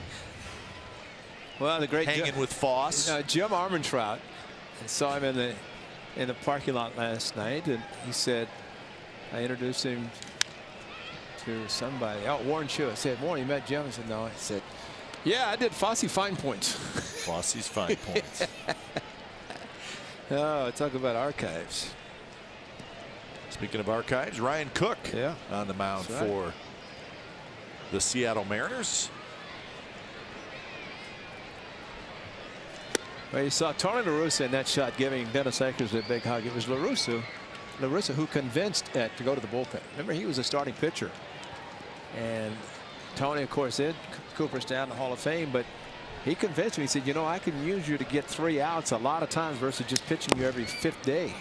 Or 4 days, which is what they had at the time. And Eck was very reluctant, but 390 saves later, Cooperstown probably would not have made it with except the fact that he did go to the bullpen and save that many games. And went in as an Oakland Athletic. And he's always very proud. Grew up in Fremont and back in Boston right now. He'll be back on the 21st, I think, of July when the A's celebrate their '89 World Championship team. Eck will be in town. Well, Dave Stewart tells a great story about when the A's acquired Eck. That spring training, Eck had started a game against, at this point Eck was with the Cubs. He had started a game against the A's, and the A's just knocked him around. Right. A couple months later, he was, I don't know exactly when the trade occurred, but the A's got him, and Stu was like, man, he didn't look good in spring training. Yeah, right. But turned out much different. But that was a starter, and you know the rest. And really, it was, of course, Dave Duncan, pitching coach, really turned Stu's career around, or helped him in a way through the great fork ball. Seager grabs the pop-up, so Fowler is retired, 1 away. Well, Felix, you saw him coming off the mound as Ryan Cook is pitching now. When Felix Hernandez came off the mound, he probably knew it was his last inning, but he did one of those things like, I know I'm finished, but what a performance for him after the first inning. The A's only got 1 hit in 5 innings after. The A's got 4 hits and 4 runs, 3 of those runs coming after 2 outs. And a 3-2 curveball taken by Matt Chapman. Piscotty with a double, and Fowler with a single. But Felix settled down after that, and he is now finished for the day, and maybe the pitch count got him again, which a lot of times will do. Well, Oakland did exactly what you want to do against a guy like Felix Hernandez or against any other team's ace, if you will, and Felix might not be their ace to date. James Paxton obviously pitching very well, but you got to get him early, and you got to take advantage, and you've got to capitalize on opportunities. Otherwise, they know how to settle down, to get in that groove and just start to mow, and that's exactly what Felix did. So good for the Oakland A's to get on him early. So Felix Hernandez finished 6 innings, 5 hits, 4 runs, 1 walk, 2 strikeouts. 10 ground ball outs. 9 of those came in the last 4 innings. The eye's good. Seager backs up to get a good hop. Throws across. Canna's out. So 2 outs. Should take a quick look back at Ryan Cook's career with the Athletics. It was short, but it was eventful. Oh, it was. 2012, he, I don't want to say burst onto the scene, but he made the team out of spring training. And he ended up being an all-star that year. He was terrific, had a good 2013 season. But then in 2014, he still had a decent year, 54 games, but he just did not look quite the same. Well, we will never forget 2012, that last week, when Cook, Doolittle, and Balfour every day. And one just kept winning, and Those guys just wanted the ball, and there was no such thing about, hey, he's throwing 2 or 3 days in a row. Who cares? Give me the ball. Let's go. And they just kept doing it. Cook ended up having some injury problems, and then he did not pitch last year. He had Tommy John surgery. He'll be 31 years old toward the end of June. So he's just trying to kind of put it all back together. Well, I actually talked to Cookie a couple days ago when the team first got into town down here on the field, and he said, man, I feel healthy. I know my body. I know what I'm working with now. And there's so much to be said for an athlete who understands that they can get up and they know and they're confident in what they can ask of their bodies. So to be healthy, a vote of confidence that gives you mentally to go out and attack your day, all the difference in the world. Well, he was fun to have around, so we wish him the best of luck. Absolutely, and good to see him healthy too. And Bob Melvin, he were chatting behind the batting cage a couple of nights ago. So I mean, all things good, couldn't be happier for him. Yeah, Bob Melvin, he won't forget what Cook did for those playoff teams. Maxwell swings and misses. So it's a good inning for Cook. 3 up, 3 down, and we're moving to the 8th. 4-2 Athletics.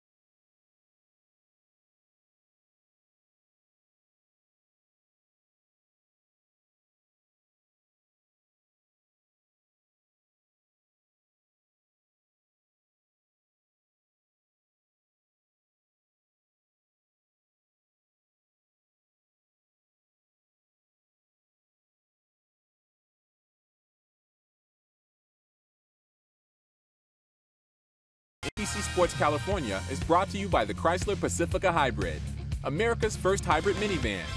Test drive one today. So the A's trying to salvage the final game of this series. They lead the Mariners 4-2.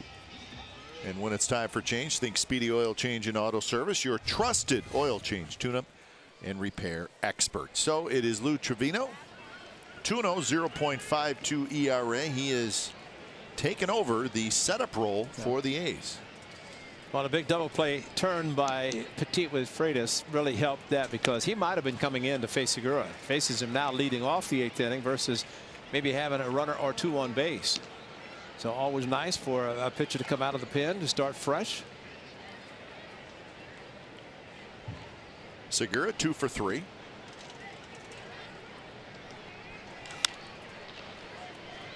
Olsen hustling. Foul territory, and he goes into a slide and just missed it.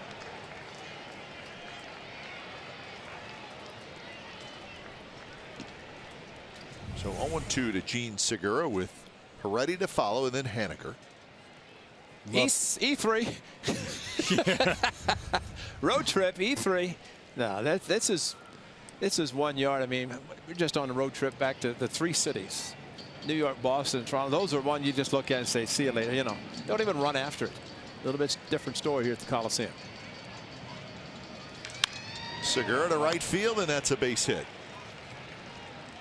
Trevino kind of stood there with his hands on his knees, a little frustrated.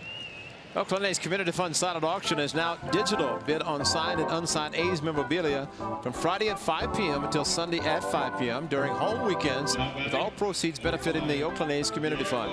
Download the MLB Ballpark app, go to the Ballpark tab, and find A's Community Fund Game Day Auction. And fans are into game-used items, and Eric Farrell very good at acquiring all those things, along with the MLB authenticators down below. First pitch to Heredia, down and away, 97 miles an hour. Orioles beat the White Sox 9-3 today in Chicago. Those are the only other 2 day games in the American League. Houston at Cleveland, Boston at Tampa Bay, and Kansas City at Texas. That's the other games on the schedule.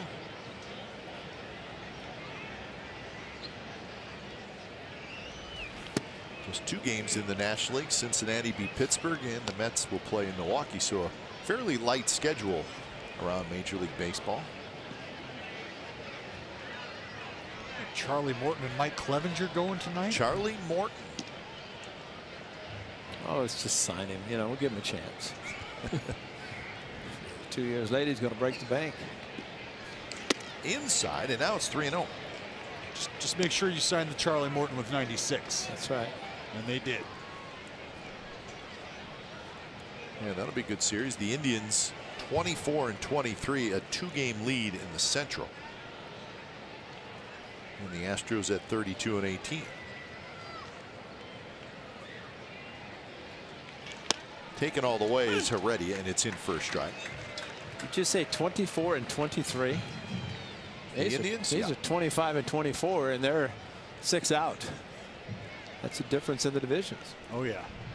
Especially with the Houston Astros playing well, as well as Seattle, the Angels, all 3, even the A's, a game over at this point. 3-1 pitch is a little bit low. Some action for the Mariners here in the 8th. Authentic Fan Fridays are back. Brand new area, the A's Treehouse behind Section 234. Tomorrow, the first 500 fans that show up get an Authentic Fan A's Mania no-hitter t-shirt. Giveaway starts at 6 p.m. Then check out the pregame show. The guys will be up there. And then all fans can pick up one of our Collector Series cheer cards, as that's the cheer card for this week, Sean Mania. So, all coming up tomorrow night, big night, fireworks, Authentic Fan Friday. Ray, some of your teammates will be arriving, hopefully. Like trying to getting loose, and Trevino trying to get through the 8th inning, but it's going to be a chore now with the first 2 guys on base. First pitch to Haniger. Haniger helps Trevino, excuse me, out by swinging at a ball. Olsen was even with the bag, almost anticipating a bunt, but the old saying about you play for a win on the road to tie at home, but Chapman back. Olsen had moved even with the bag. Now he moves behind the runner at first. Who is getting a huge lead. Heredia is.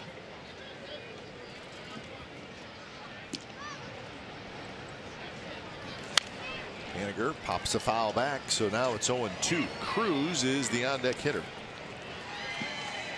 And Heredia with that big lead over at first. Eyeballs focused squarely on Segura. 0-2. Good opportunity for a slider here down in the dirt. Paying attention to Segura. If Segura vacates second base, Heredia all but certain to follow him.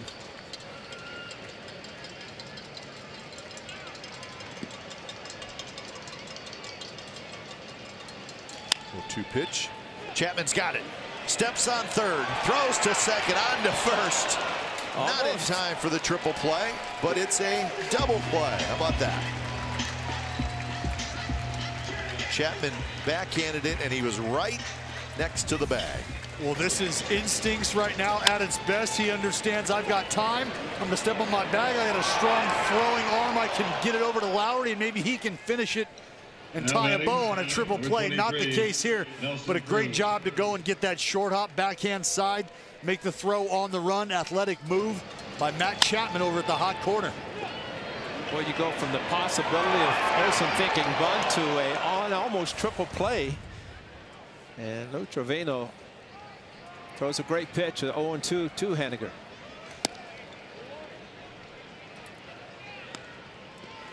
So now there is a runner at first and 2 outs. That's huge, especially after 2-strike base hit, a walk on 3-1. And he finally gets ahead to Haniger and gets a double play, almost triple play. Well, I got the A's for 5 double plays today. Yep. That was a big one, and the one in the first was huge. You know, Kai Heredia faced 4 different pitchers and 4 bats. I mean, you're at the top of the batting order. Sometimes you want to get extra at bats. Well, you may get extra at bats, but they're all against a different pitcher. That's what a bullpen start will do.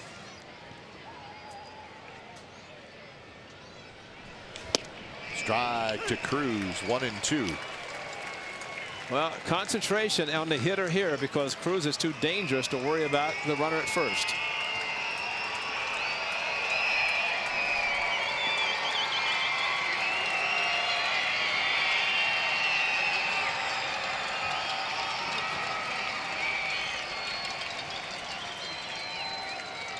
One-two pitch.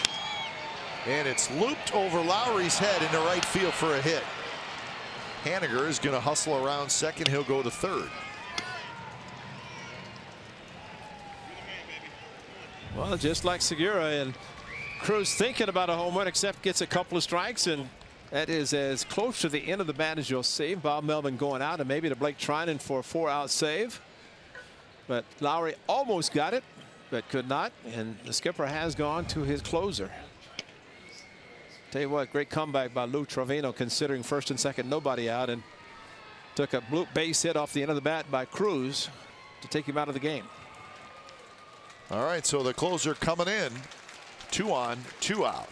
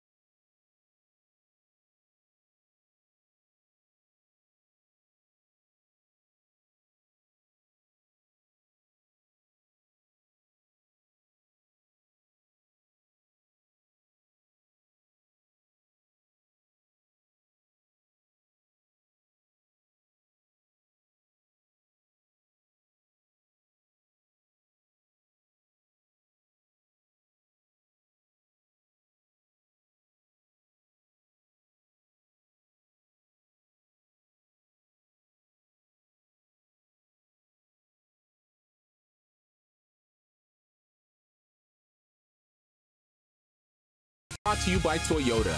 Designed for the grind that comes through every time. See your local Toyota dealer today.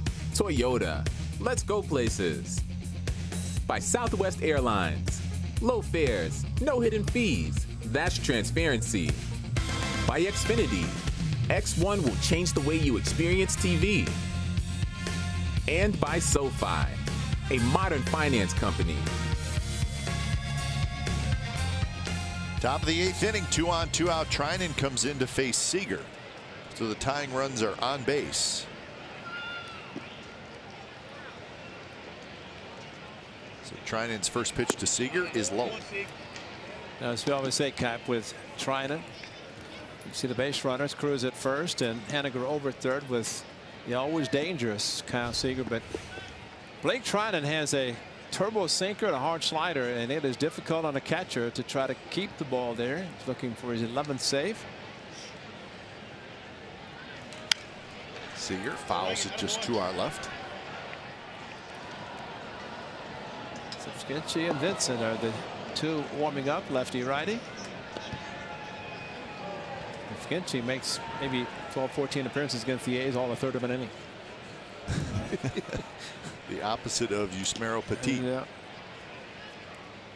Specialty. Haniger at third, Cruz at first. Seager fouls it back. You mentioned the pitch usage, Foss. That's super sinker. 66% of the time you're going to get that sinker, 32% slider. So obviously sinker slider combination, creating intersections on both sides of the plate, inside, outside. Does a great job of tunneling both of those pitches out of the same slot, same release point. Seager's 1 for 3. Singled back in the 4th inning. And that one is hooked down the right field line, fair. Haniger scores. Cruz not running well. He's going to get to third, and they'll hold him up there. Cruz running about, quite frankly, about 50%. Well, Seager gets that sinker. I know he gets that slider, excuse me, down and in. Wasn't able to bounce it and get it to the back foot like he'd like to have. Shoots this down the line. Number 20. You said it, Kite. Daniel Vogelbach. Cruz just not moving, very mobile, not speeding around the base pass. Typically that probably would have played it another run. Not the case here. Well, that's a tough call for a manager, but I think it's going to come up in conversation should he have pinch run for Cruz. Because his at-bat, if Trinan is successful, and the A's hope he is, his at-bat won't come back up again. It's not going to come up. No. But Vogelbach, I mean, that slider down and in was perfect for Seager. He had not gotten around on the fastball. Andrioli, Healy, Beckham, Zunino, those are the 4 guys that are on the bench for the Mariners. So Andrioli very fast. Well, and it's a DH role, so anybody could have been put in there. But right now, trying to make it hurt. Vogelbach has walked, hit into a double play, and hit a fly ball to right field. 1-0 pitch, runs off the plate, 2-0. So Vogelbach is in his hitter's count. So Trinan, even with his terrific stuff, he's going to have to make a good pitch here. Well, he also has to pitch smart too, because get 2-0, first base is open, and Vogelbach to run doesn't mean anything. And that one's inside, corner call to strike. Vogelbach can't believe it. Well, everything outside until this fastball inside, and C.A. Buckner called out Seager early in the first at bat. The fastball inside corner, similar to that one. And remember, the umpire, C.A. Buckner's right on the inside shoulder, the right shoulder looking right down the barrel, the inside part of the plate. My goodness. See how far Cruz coming down the line? Oh. And Cruz, who's a guy he's not running very well, but that's probably as far as we've seen a runner come down with the shift. And the only one who has a chance to get him is the pitcher. If the pitcher just steps off and runs at him, because Chapman is over near second base. Rod Carew would be stealing. Yeah, he'd be in the dugout already. And Pilar might be also. 3-1. Here's the pitch. And it's hit in the air, left center. And it's going to be Fowler who grabs it. So Trinan gives up 1 but gets out of it. So we're going to the bottom of the 8th. A's 4, Mariners 3.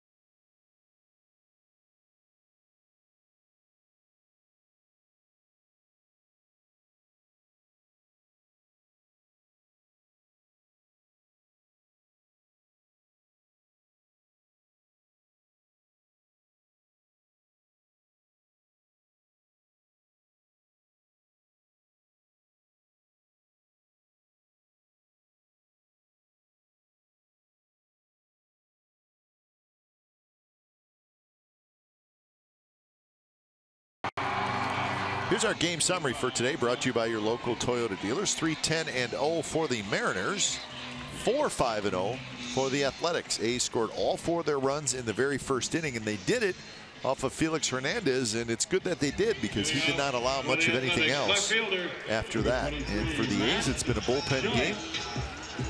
Lucas started. He went 2. Hatcher with 2. Petit with 3. Trevino 2/3 of an inning. Trinan got the final out, and Trinan will head back out there for the 9th. So that's how it has gone.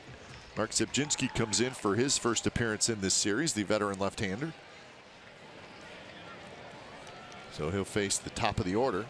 Joyce, Semien, and Lowry. They think of Ryan Cook, a 1-2-3 7th inning. Good to see him pitching well.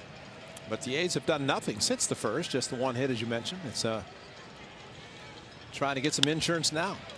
First pitch swinging. Matt Joyce rolls it to Vogelbach.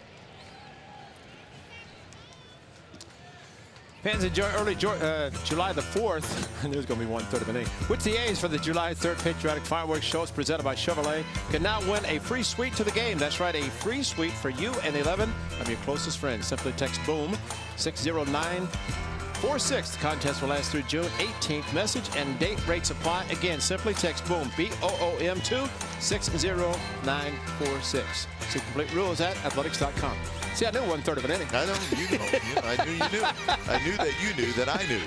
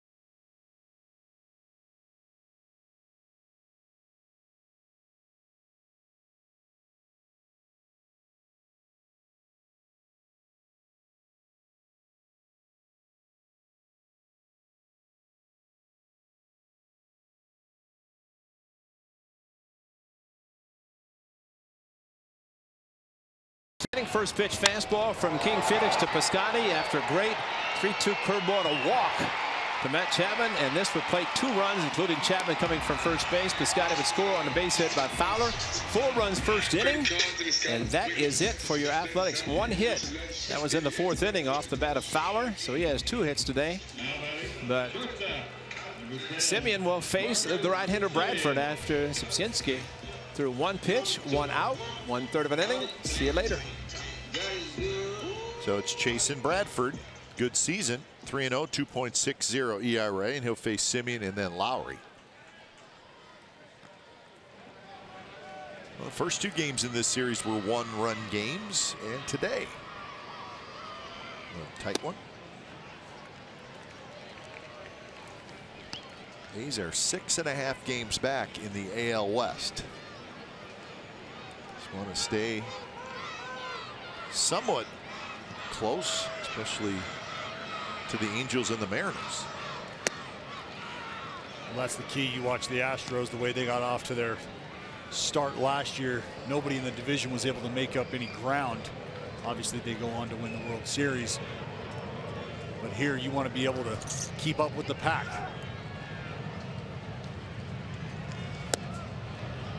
1-2 the count. This is the AL West standings, with the Angels winning their game earlier today in Toronto. So it's a 2-game lead over Seattle, a 4-game lead over the Angels, 6.5 over the A's for the Houston Astros. And they say the Western Division might be the best, the toughest. There are 4 teams of the 5 over 500.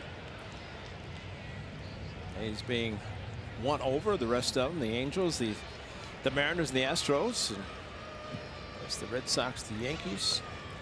Toronto's under.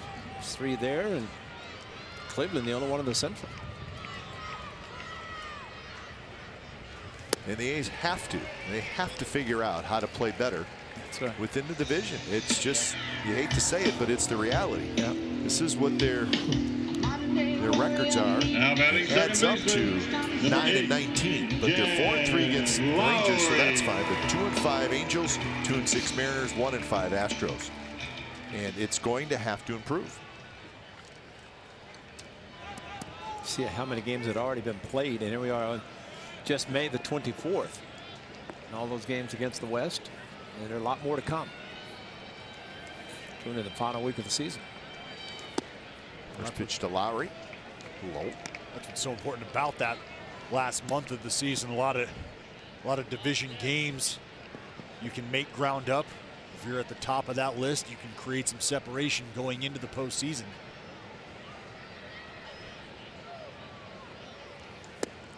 As far as the wild card goes, even though it's way too early to talk about it, but I'm going to do it anyways. Obviously, the Yankees at 31-15.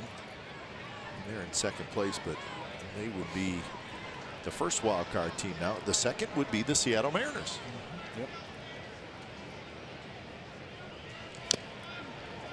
You know what, to me, you know why I like the wild card during the season? Because it just gives you another group of standings to look at. You could talk about it on May the 24th. Exactly, I'm telling you.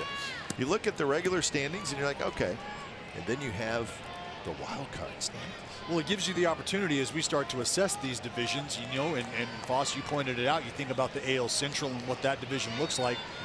Cleveland having struggled, but atop of that division. And there's really nobody that I think is going to challenge them. So through the American League, the way the AL East looks, the way the West looks right now, if you're an American League team, you just have to decide if you're a top 5 team or not. That's where your postseason lies. Yeah.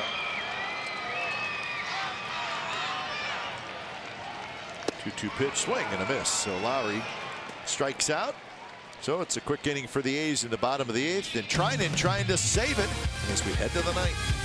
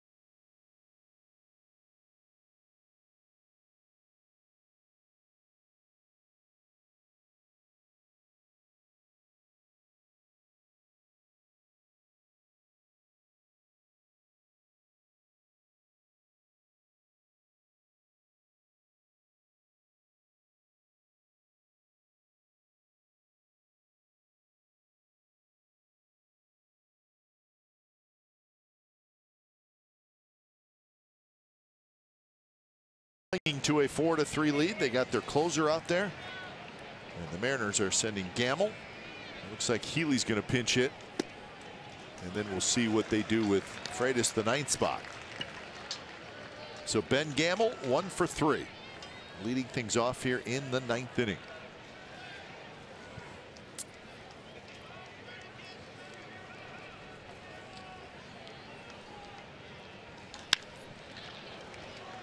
Could be a play for Joyce. Looks like it will be, and he's got it in fair territory. 1 out. So Gamble is retired. Always a big out. The first out. Yeah. It looks like Scott Silver's going with power. So Zunino on deck now to pinch hit for Freitas, and it is going to be Ryan Healy hitting for Romine, who more of a singles hitter with speed, but he will give way to Ryan Healy as Zunino, the catcher, got the day off today. He's ready to pinch hit.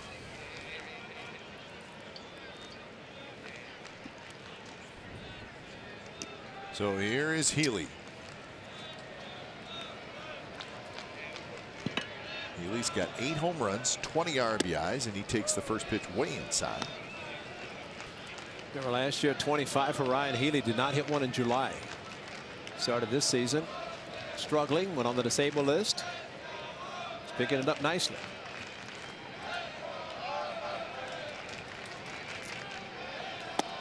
Good slider in for a strike. How to buckle your knees. Yep. You talk about wipeout. This right here grab your attention. Not 97 or 98 with Saint, but 88 with a little wrinkle in it. It just disappears to the bottom of the zone.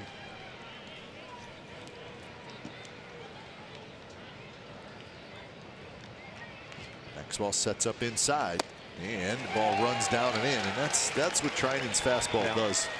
It just buries itself down and into right-handed hitters. Well, we saw in Toronto, and that's exactly what happened. They had no chance. As you start to swing at a pitch that's coming at you, but all of a sudden you miss it by 6 inches over the top of it because it sinks that much.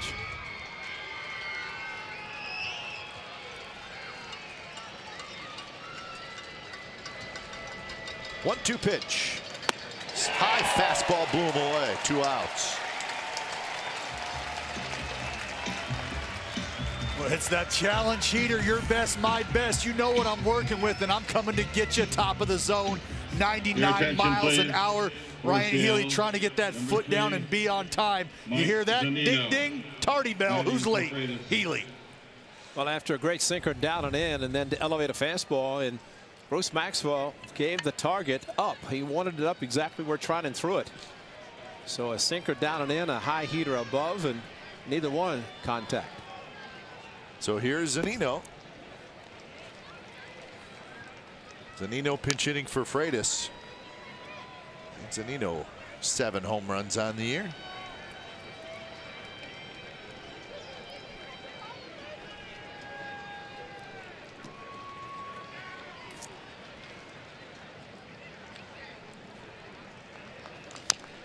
Rolled foul. That's the good sinker there. Trinan looking for his 11th save of the year.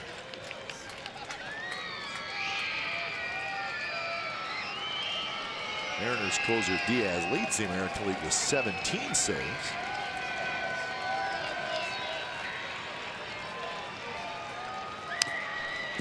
And now it's 1-2, and you can see what the sinker does there. I mean, Zunino's getting off a good swing, but he's just barely making contact. You know, just watching the signs given by Maxwell, they call it a 3, which is a slider. 2, though, is a sinker. So there's the different types of pitches thrown.